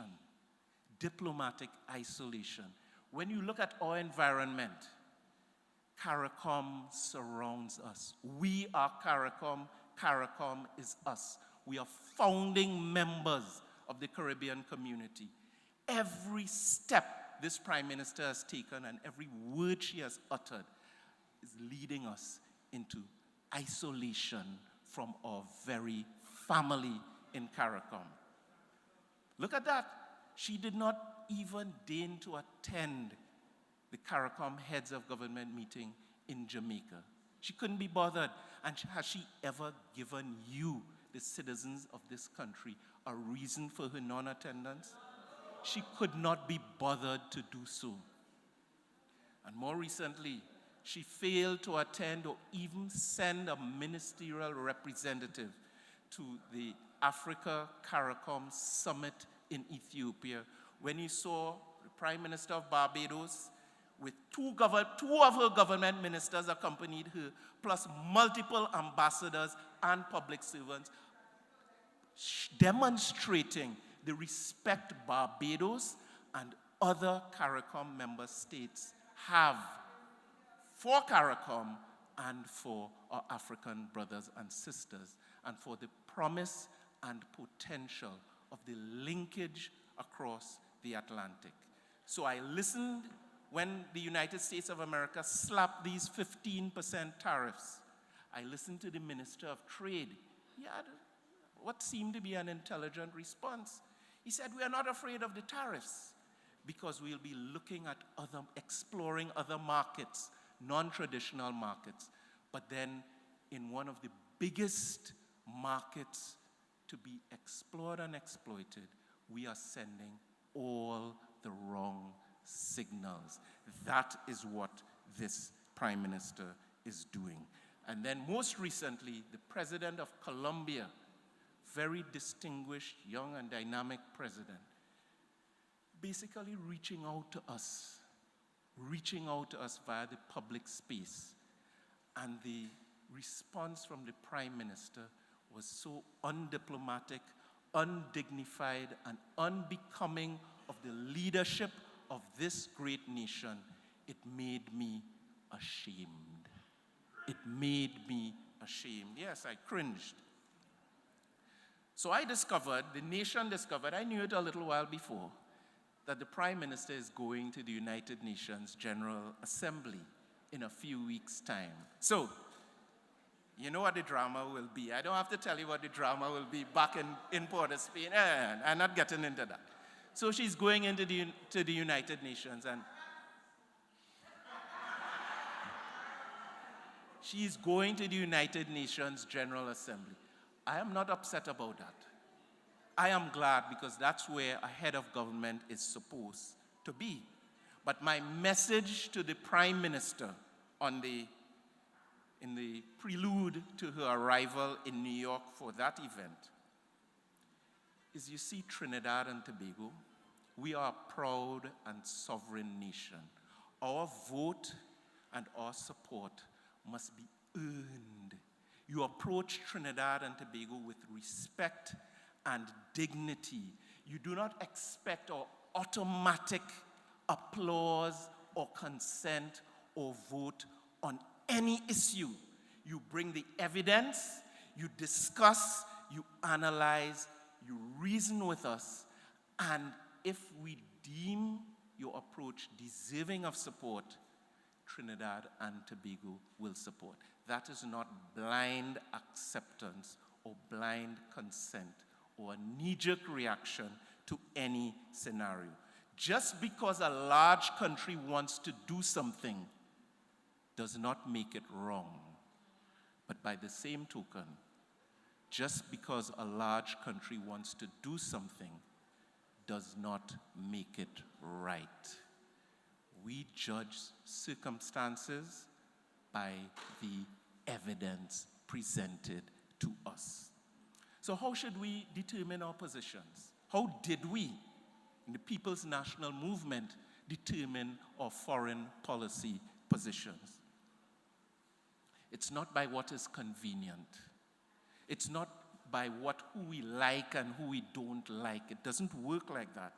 It's not who supported us maybe in an election campaign or didn't support us. That's not how we form our positions. All our foreign policy positions are founded on national principles, national values, domestic and international law, and the revised Treaty of Chaguaramas. There is a solid foundation for every position we have taken. I cannot say the same thing for the foreign policy of Kamala Persad-Bissessar and Trinidad and Tobago under the United National Congress. At the UN, all nations, small or large, have the same vote, just like you at the voting booth. Each has the same vote. So you have to respect us, just like we will respect you. We are not here merely to be lectured to or bullied. We have a perspective of our own. And the voice of Trinidad and Tobago traditionally has been the voice of reason, the voice of peace, the voice of intelligence, and the voice of integrity. That's the voice of my nation, of our nation.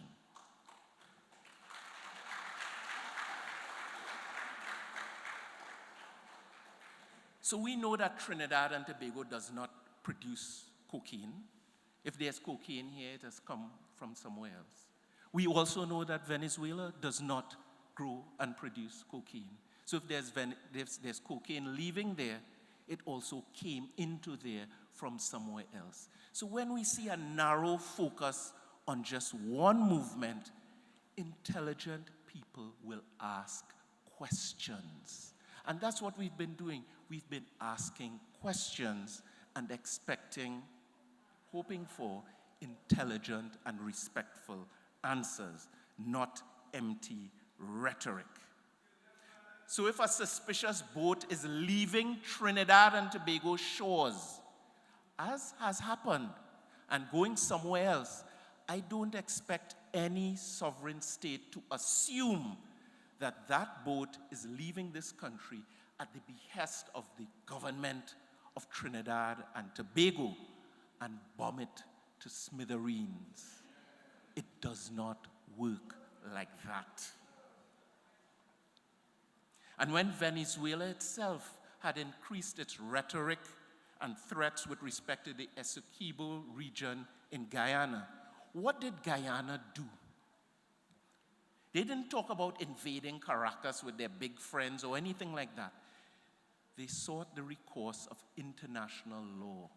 They took that controversy to the International Court of Justice, where it is proceeding today with the full support of us who form the government of Trinidad and Tobago, and with the full support of the very CARICOM that Kamla and the UNC are isolating us from at this time. That was the Guyanese position. They resorted to international law and jurisprudence with respect to the ICJ.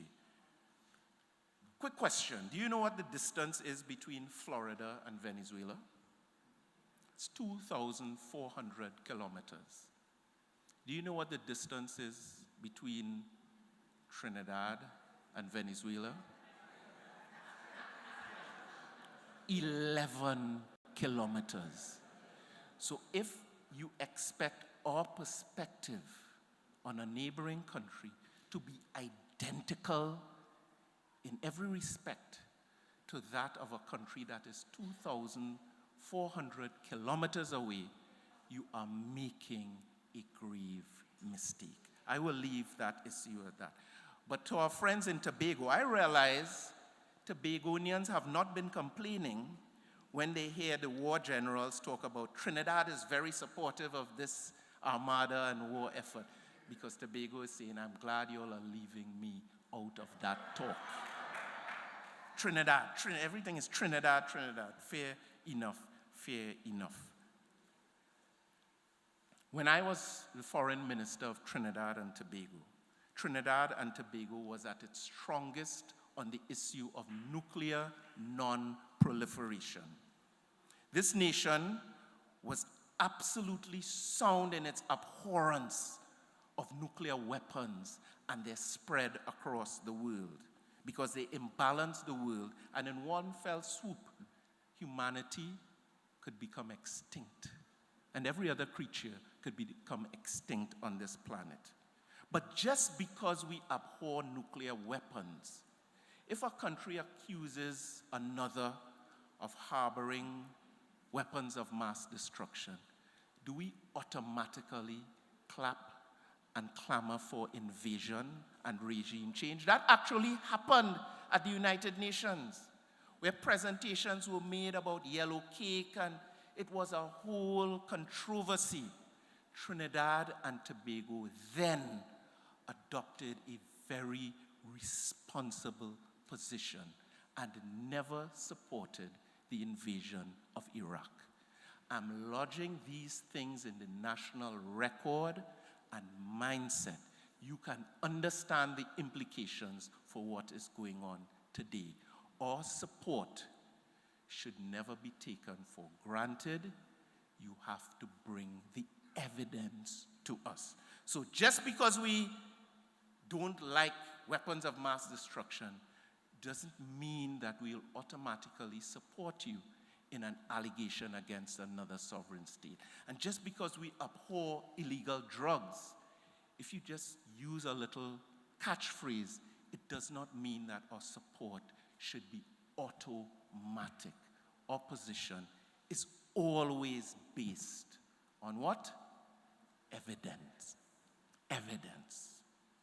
So, there were many wars fought to restore democracy. We've seen how all of those wars have ended. Many cases, the country ends up worse because there's no winner in many of these violent conflicts. We've seen that before. We've seen it before. And now there's not even reference to the United Nations. There's not even reference to CARICOM, which is being dismissed and disrespected by the Prime Minister of Trinidad and Tobago. I'll just give you one other example. On the 23rd of September, a case is going to be called at the International Criminal Court. You know who's coming up before the ICC? The former president of the Philippines. His name is Rodrigo Duarte. And he was a very cavalier head of state of the Philippines. His main rhetoric as president was the war on drugs. But he stands accused of breaking the law of his very country and violating international law in the pursuit of what? This same war on drugs. And this month, he's going before the International Criminal Court.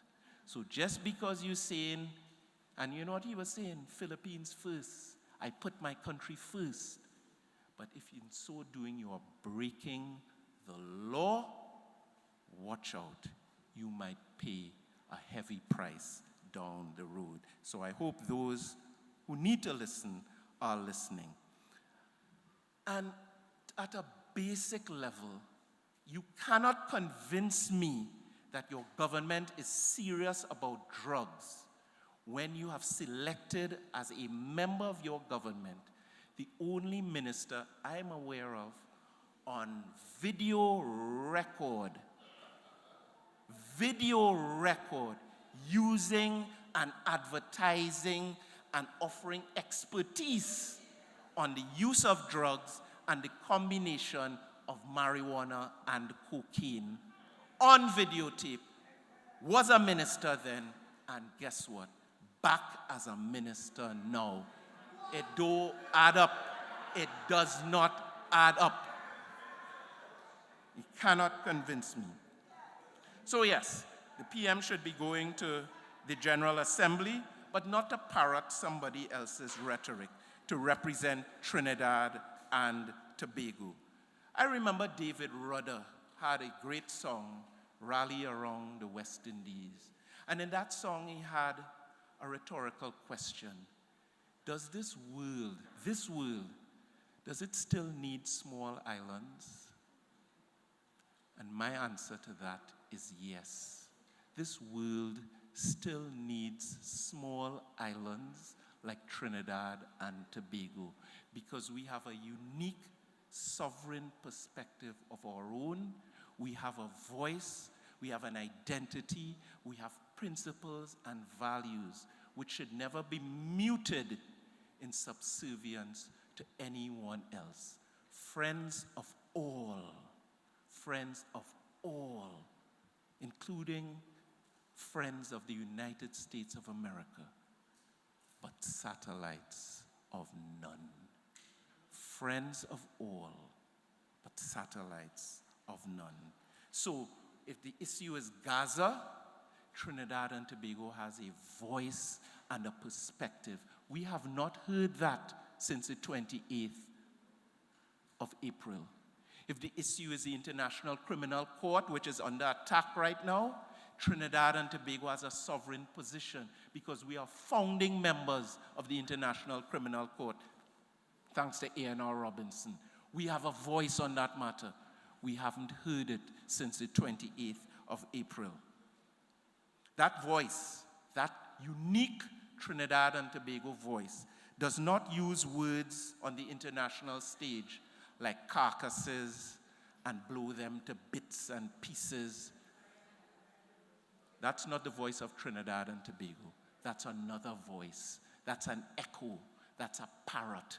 That's not my nation, of which we are all proud.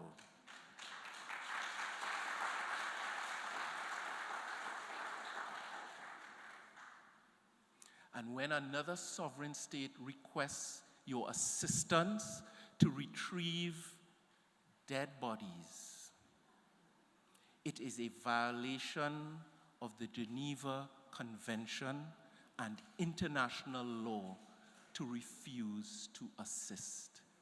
I repeat, when another sovereign state asks for assistance in the retrieval of dead bodies, it is a violation of international law and the Geneva Convention to refuse to assist, particularly in the cavalier, dismissive, disappointing manner of Kamla Persad-Bissessar.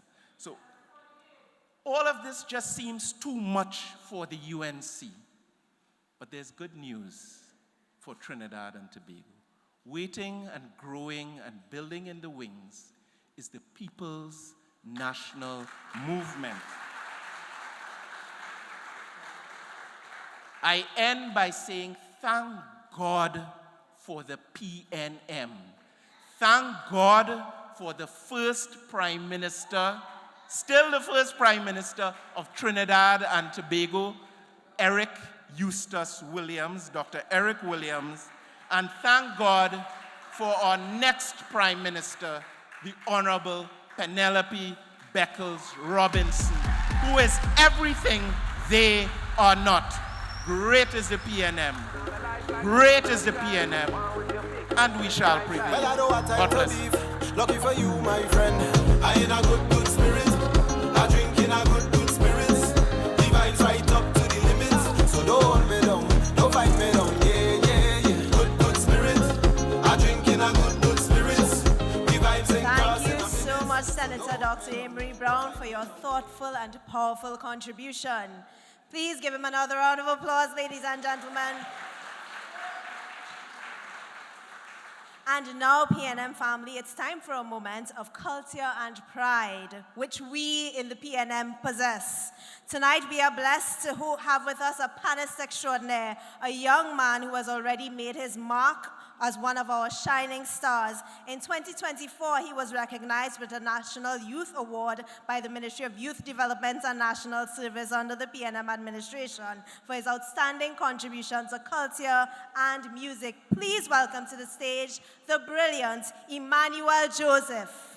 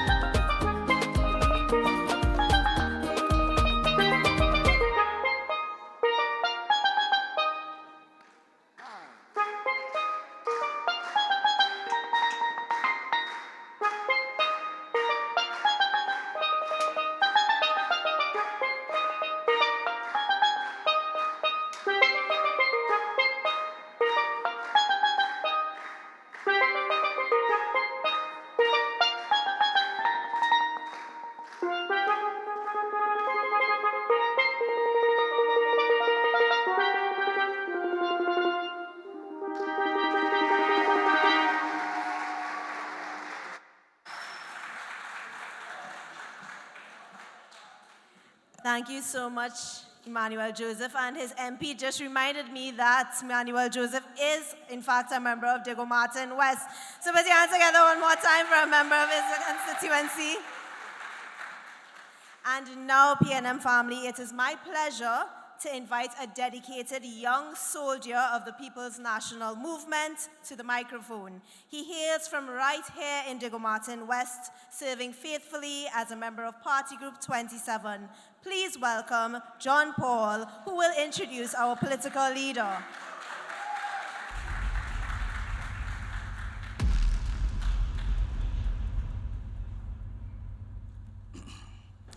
Ladies and gentlemen, brothers and sisters, our Member of Parliament for Diego Martin West, the Honorable, or should I say the remarkable, Des Vignes, esteemed members of Parliament, senators, our Mayor for the Diego Martin Borough, Her Worship, the Honorable Aquila Glasgow, councilmen, aldermen, specially invited guests, and members of the executive of our great People's National Movement. Tonight, we gather not just to hear a leader, but to be reminded of the strength, vision, and resilience of a woman who has dedicated her life to service, justice, and the upliftment of every citizen of Trinidad and Tobago. From humble beginnings in Arima to rising through the ranks to become one of the most respected voices in our nation's political landscape. A trailblazer in her own right, she was the first ever appointed Deputy Speaker of the House of Representatives, a distinction that reflects her courage to break barriers and chart new paths for women in leadership. As an attorney at law, she has defended the rights of the ordinary man and woman. As a parliamentarian, she has championed issues of community development, social justice, and equality.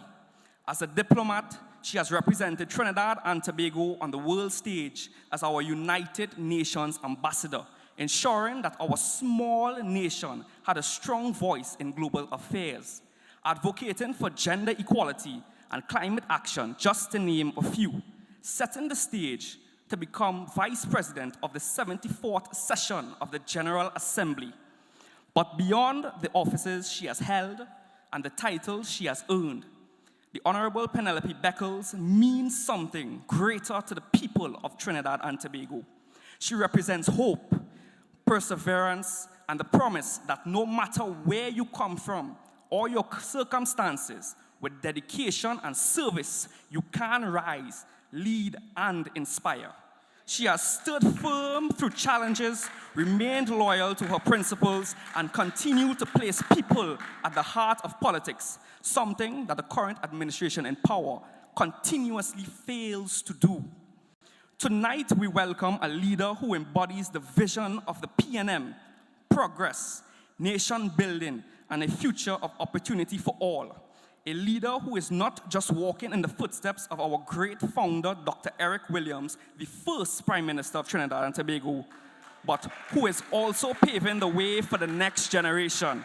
My brothers and sisters, put your hands together to welcome our political leader, our opposition leader, and the inevitable next Prime Minister of Trinidad and Tobago, the Honorable, and I say it again, the Honorable Pennelope Beckles Robinson. Take me home, take me home,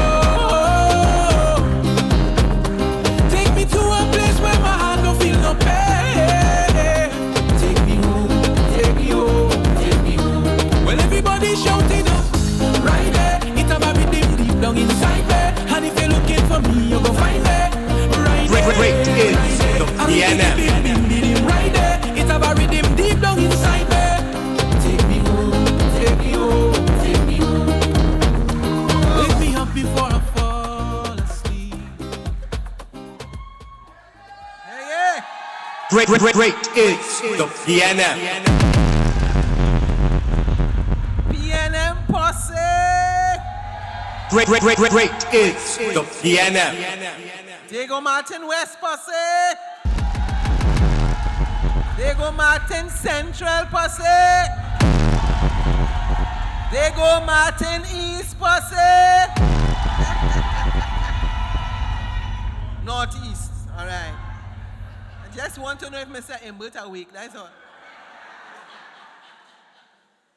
You know, so that let me, of course, specially acknowledge Her Worship Alderman Akila Glasgow Warner, Deputy Mayor, councillors, and of course, in the interest of time, I'm not going to go through, you know, the long list, but I want to acknowledge my deputy political leaders, chairman, vice chairman, lady vice chairman, all members of the executive, councillors. Special good night to everyone. It's a, yeah, don't worry, you know, they're lasting no 5 years, you know. Yeah! Great is the PNM. And let me say that is a special privilege to be here at this Diego Martin North Community Center. And it's important for me to acknowledge, I call him handsome, Hans for short, for handsome. You're handsome, intelligent, bright, energetic member of Parliament, the Honorable Hans Des Vignes.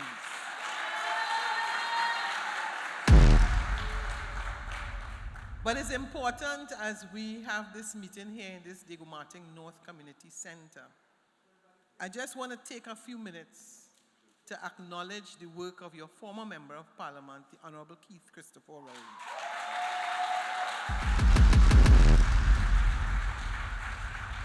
And to say that Hans is continuing, you know, the work done by your former MP. And I think you all are very fortunate to have someone like Hans who is dedicated, loyal. I had the opportunity to walk with him and to see his commitment to the people of Diego Martin West. Come on, give it up again for him.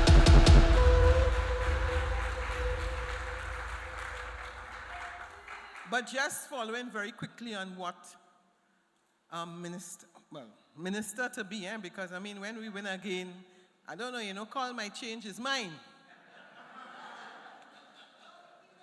But I know that he coming back to serve in my cabinet.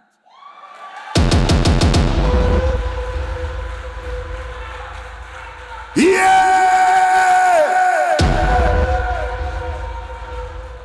But you know, it's important as he spoke about positives and the work of the People's National Movement. So I just want to say, it is important for me to say this. Diego Martin South Community Center, built by the Bagatelle Community Center, built by the Diego Martin Borough Complex, built by the Carnage Health Shelter, Old Carnage Police Station, Diego Martin Public Library, and I could go on and on. But you know what is interesting? That well, I know the list. If we had to put up all that was done, we ain't gonna finish tonight. But we just giving them a little snippet. But you see that interchange at Hot in the Eye, built by the yeah. And it's important, following Amery, to remind them that the Treaty of Chagaramas, 1973, the responsibility of Dr. Eric Eustace Williams.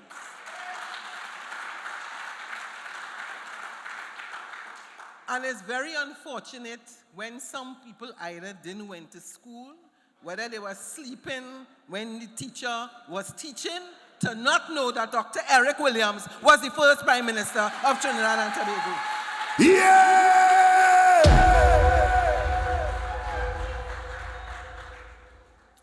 And I had, whilst I walked with Hans today, as well as Nyan, and several of other members of the Diego Martin constituencies. And, you know, we got to right at the corner of Covine Road and recognize some residents cutting the high bush and cleaning up. And it is really not easy to see where this UNC government has taken us. I want you all to remember that when they got into office in 2015, months before the election, in some instances weeks before, they brought in new CPEP contractors. You all know that? And I wonder if you all know that the PNM honored those contractors. We ain't changed. We didn't change not one of them. We kept the employees. We kept the contractors. They come into office now in 2025, and they have short memories, and they get rid of not only the contractors that came in recently, but even those that were there before. You know, I said to a lot of my constituents in Arima, anytime people telling you about a code, be careful. All you must know when all your grandparents and all your mother tell all you about talking in code. Secrecy, suspicious, suspicion, something to hide. And all you fall for that. Yellow is the code. When UNC win, everybody win. All you now know when UNC win, everybody lost. So they want to tell you now, clean up in front of your yard. All of a sudden, you have responsibility to clean up in front of your yard. Because they want to shift the responsibility to look after Trinidad and Tobago from themselves because they can't manage to the people of Trinidad and Tobago. I don't know if you all got the news, but in all 12 regional corporations, they send home monthly pay workers today. All 12. In Arima, they went with 51 letters. Could you believe that in one day? I mean, what kind of shame? These people have any shame? You go and fire 51 people? And I want to say to those of you who are working in head office, watch out for tomorrow. Many of you who are here, whether you have children or you don't have children, you understand the pain, the suffering, the frustration of losing your jobs almost for no reason. Because they cannot give you a good reason as to why they send home every single contractor, every single worker.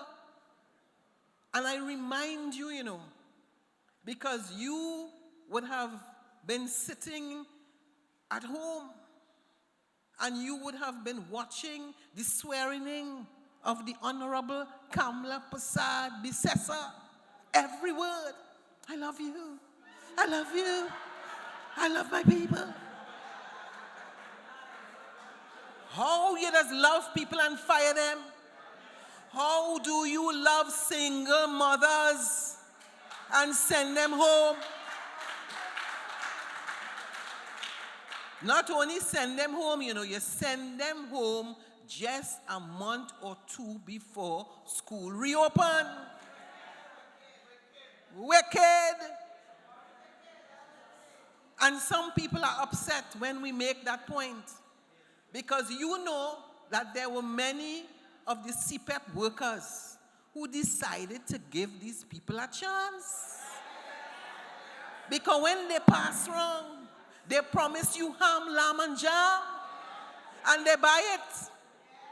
And now, they send you home. People can't pay the rent. They can't pay the loan. You can't go in the market.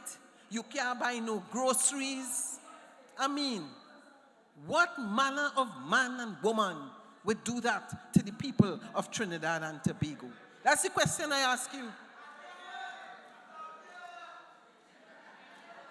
So let us understand that this government is sitting down every day planning and plotting to send people of Trinidad and Tobago home. And I want to remind you that they told you they're going to create 50,000 jobs. But it's called mathematics. You send home 50,000 and then you employ 50,000 if they could do that. Because if in less than 100 days you're getting paid late, they send home people from WASA, they send home people from LSA, they send home people from reforestation, they send home people from URP, they send home people from CPEP, they close down the Civilian Conservation Corps. When last you all know of a young person who get a job in OJT?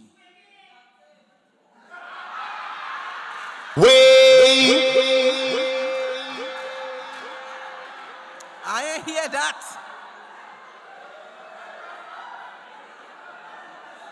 I ain't here when we're talking about trees and twigs.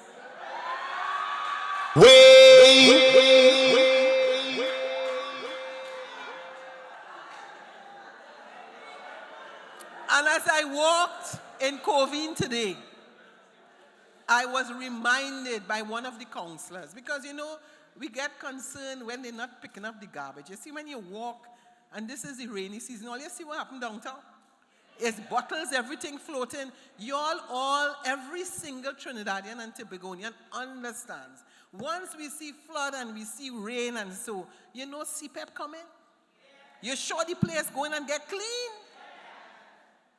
But now they want to blame the regional corporations when it have flood. And guess what? Her worship will tell you here, they're applying for releases to pay the contractors for garbage, and they're not getting no releases.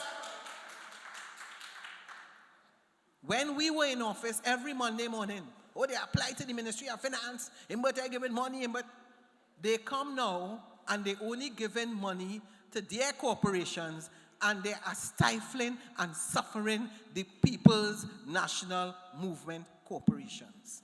So they don't get tired. But you know, they say long rope for maga goat.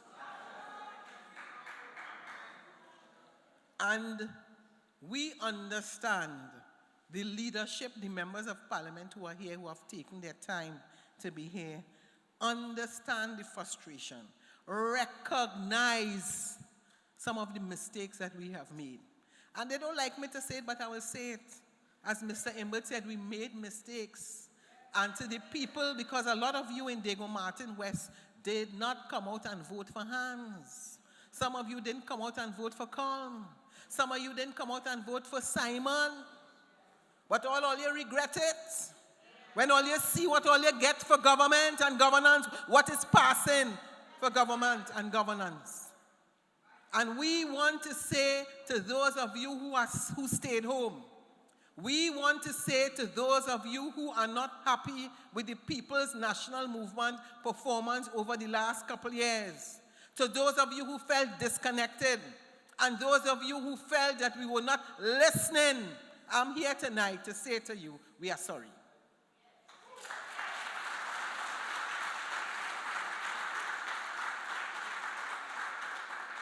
And I know some of you are still hurting, and you're sure yet. But I hope you have enough evidence on a daily basis that it's time to come back home to the People's National Movement.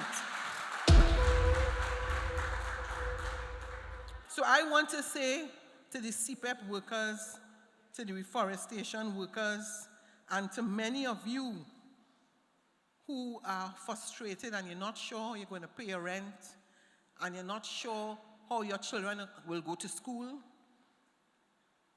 we want to say to you that we are very empathetic. We are very conscious of your situation. And I know that every single MP that is here, Symon, Hans, Colm, and who's here today, I see Karim is here, I see Dominic is here, right? Sorry. Christian, where? Right, nice. Right? Nayan is here. And of course, our senators who are here, who are also helping as well with constituency. Foster is here.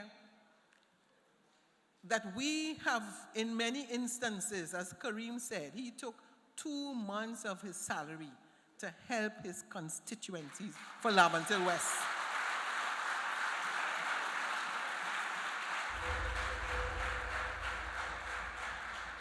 And that has always been the policy of the People's National Movement. Empathy, sympathy, passion, and love for the people of Trinidad and Tobago. And we may be in opposition now, but I want to remind you, on all 3 occasions that we went into opposition, we returned to government within 5 years. And the next time will be no different. Do not sit idly by and just say, the 5 years will come. You must remember, we were back in 1986. I just want to use that as an example. 33-3, when they thought that was the end of the People's National Movement. And in 5 years, we returned. Get ready, prepare yourselves. We understand that some of you, a lady said to me a couple weeks ago that since the election, she turned back on the television because she can't face it. And there are some of us who can't deal with the hurters yet. But you need to listen to the news. You need to watch them. Because this is governance by WhatsApp. Every question is by WhatsApp. We in the People's National Movement are making ourselves available on a daily basis, on a weekly basis, to the media. I want to let you know that the leadership of the People's National Movement has been going all over Trinidad and Tobago, Moruga, Labre, Point Fortin, Camuto, Central, listening to the people, and they are influencing the decisions that we make. I want to talk about 2 more areas. And I want to continue where Amery started about the issue of police officers going to schools with guns. Now, I want to make it abundantly clear that similar to the issue with Venezuela, we understand that we have had an issue related to crime in Trinidad and Tobago. We understand that. And we recognize as a party that we have to put in place policies and principles to deal with those issues. Not one of us here at the leadership level or as a parliamentarian could say that we are happy when we see girls fighting and boys fighting and they're on the ground. We can't be happy with that. We want to fix that situation. Under the former Minister of Education, Dr. the Honorable Nyan Gadsby Dolly, 200 additional student support service officers were appointed to go to the schools because we don't always know what is going on at home. I mean, think about it seriously.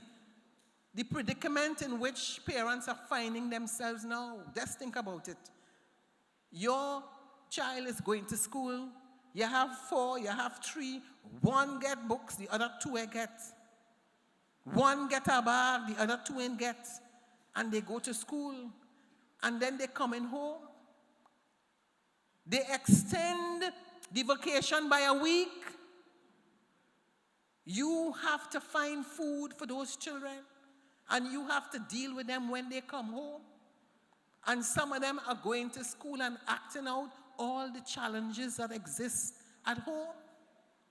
So they need special help. And that is what the People's National Movement had put in place. Working together at the time with the then Commissioner Gary Griffith. The police were on call, so you have a problem. And they would come. But their position is, they're making you believe that they have all the answers. So they tell you, police with guns in school. And lo and behold, in Arima today, we find out that a teacher and a student got into a big fight. But guess what? You think it had police in the school? You think it had police in the school there? Look at the news day today. C-Post, where are our cops? You all remember that school? Last year, November, big shooting. They had to bring in counselors, and they are asking.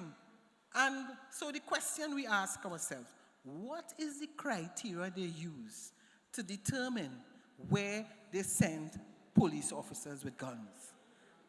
So they want you to believe that the People's National Movement does not want to address the issue of crime in schools and fighting. Absolutely false. We are saying, tell us what is your criteria. Share with us the schools that you have selected to have police officers. We are also asking you, are you specifically training those officers that are going to those schools to understand? We are also asking you, have you paid the invigilators from CXC their money? We are asking you, have you renewed the contracts of the student support officers? Because when you are dealing with issues related to crime and violence, it's a multifaceted approach. And that is what we did in the People's National Movement.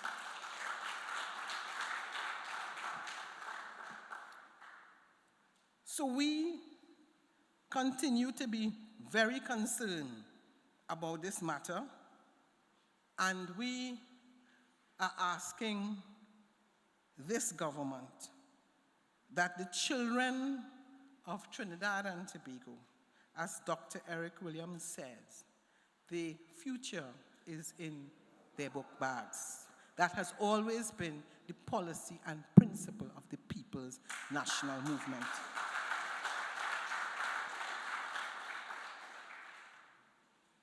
The last thing that I'm going to discuss with you tonight, because you know, they are telling you that is a hefty amount of people.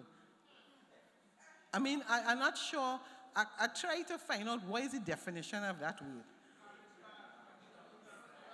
Because, you know, you ask us, it is like whenever they give you information, they want to give you this vision about the power that they have. So you're moving it big. You're clearing out people, a whole set of people. You know, for me as a politician, if you have to make an announcement about sending home people, you're going to feel a little shame, you're going to feel a little coward, you're going to feel a how. Not them, Not them. They're proud. And they want to justify and telling you about corruption and ghosts and audit. Don't worry. They now come, but they know everything that's wrong. But wait. Let me tell you about the vision and leadership of the People's National Movement. Trinidad and Tobago, I don't know if you all know that there was a decision handed down today. $1.3 billion. All you hear about it? I want to tell all you about it. So you know that Faris Alwari, Senator Faris Alwari, had been dealing with this matter for the last 10 years. An appeal matter in the 3rd District Court of Appeal in Florida. And the court upheld the decision as it relates to the airport scandal, as it relates to Quaitong and Ferguson. So in other words, they lose the appeal, and Trinidad and Tobago has been awarded $1.3 billion in damages. And that was as a result of the People's National Movement ensuring that we don't panic. You stick with it. Because when you're dealing with cases with fraud and corruption, it could frustrate you. And you also remember that there was another recent success in relation to the matter involving Vincent Nelson. Stay tuned.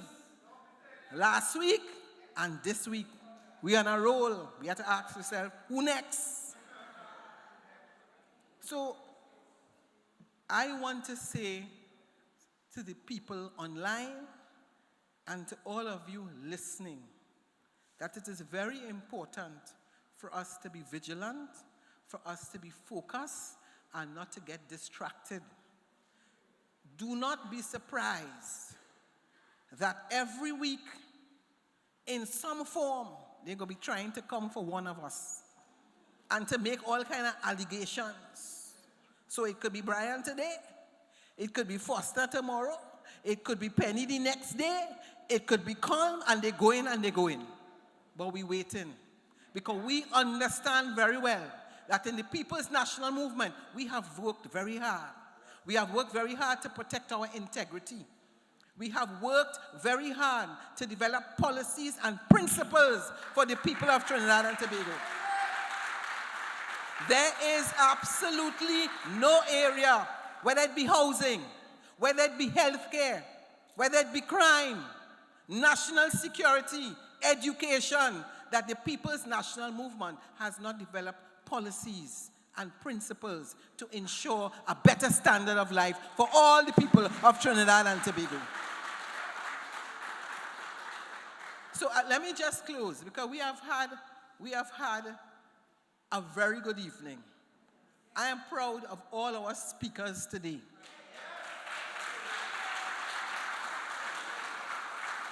And as I said, we walk the community before we come and speak. So we also have the opportunity to listen to some of the challenges, listen to some of the recommendations, and prepare ourselves for our return to government. And I have absolutely no doubt in my mind that the years of investment, because the People's National Movement celebrates 70 years as a party in 2026.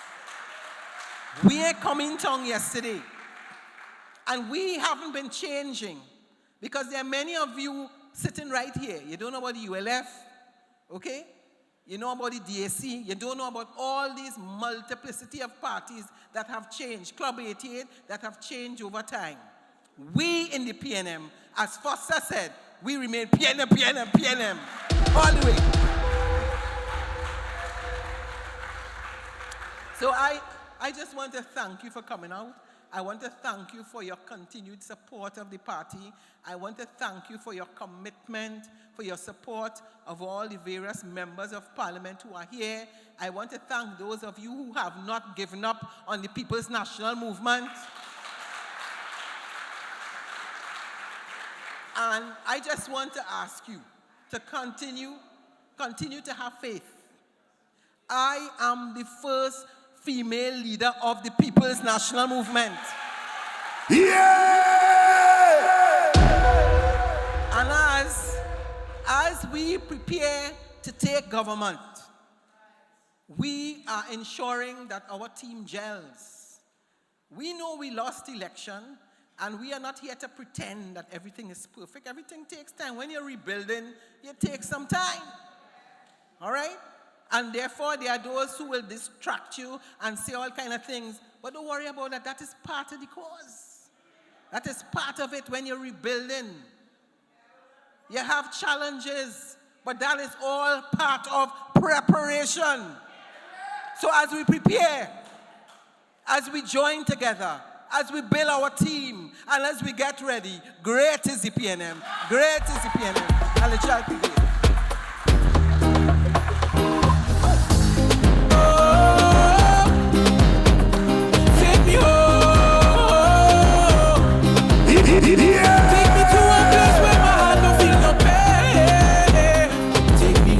Great is the PNM.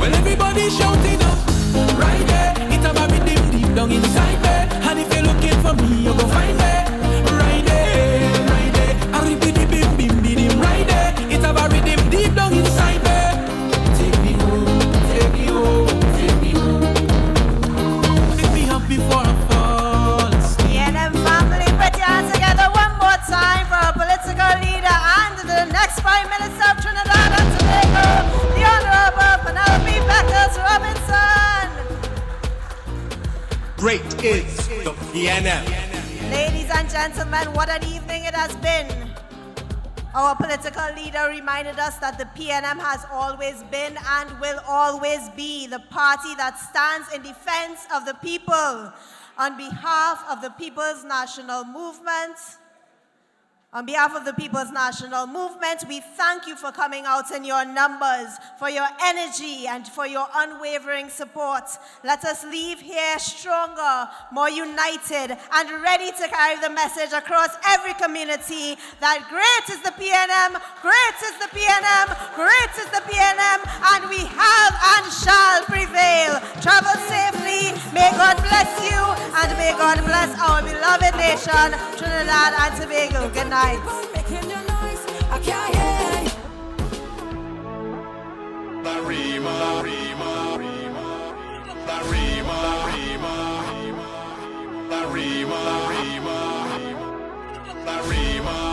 Maturita, had it, Santa Rosa, had it, Doña Ruca, had it, Guadarrima, had it, Maturita, had it, Santa Rosa, had it, Doña Ruca, had it, Guadarrima, had it, Maturita, had it, Santa Rosa, had it, Doña Ruca, had it, Guadarrima, had it, Maturita, had it, Santa Rosa, had it, Doña Ruca, had it, Guadarrima, had it, Maturita, had it, Santa Rosa, had it, Doña Ruca, had it, Guadarrima, had it, Maturita, had it, Santa Rosa, had it, Doña Ruca, had it, Guadarrima, had it, Maturita, had it, Santa Rosa, had it, Doña Ruca, had it, Guadarrima, had it, Maturita, had it, Santa Rosa, had it, Doña Ruca, had it, Guadarrima, had it,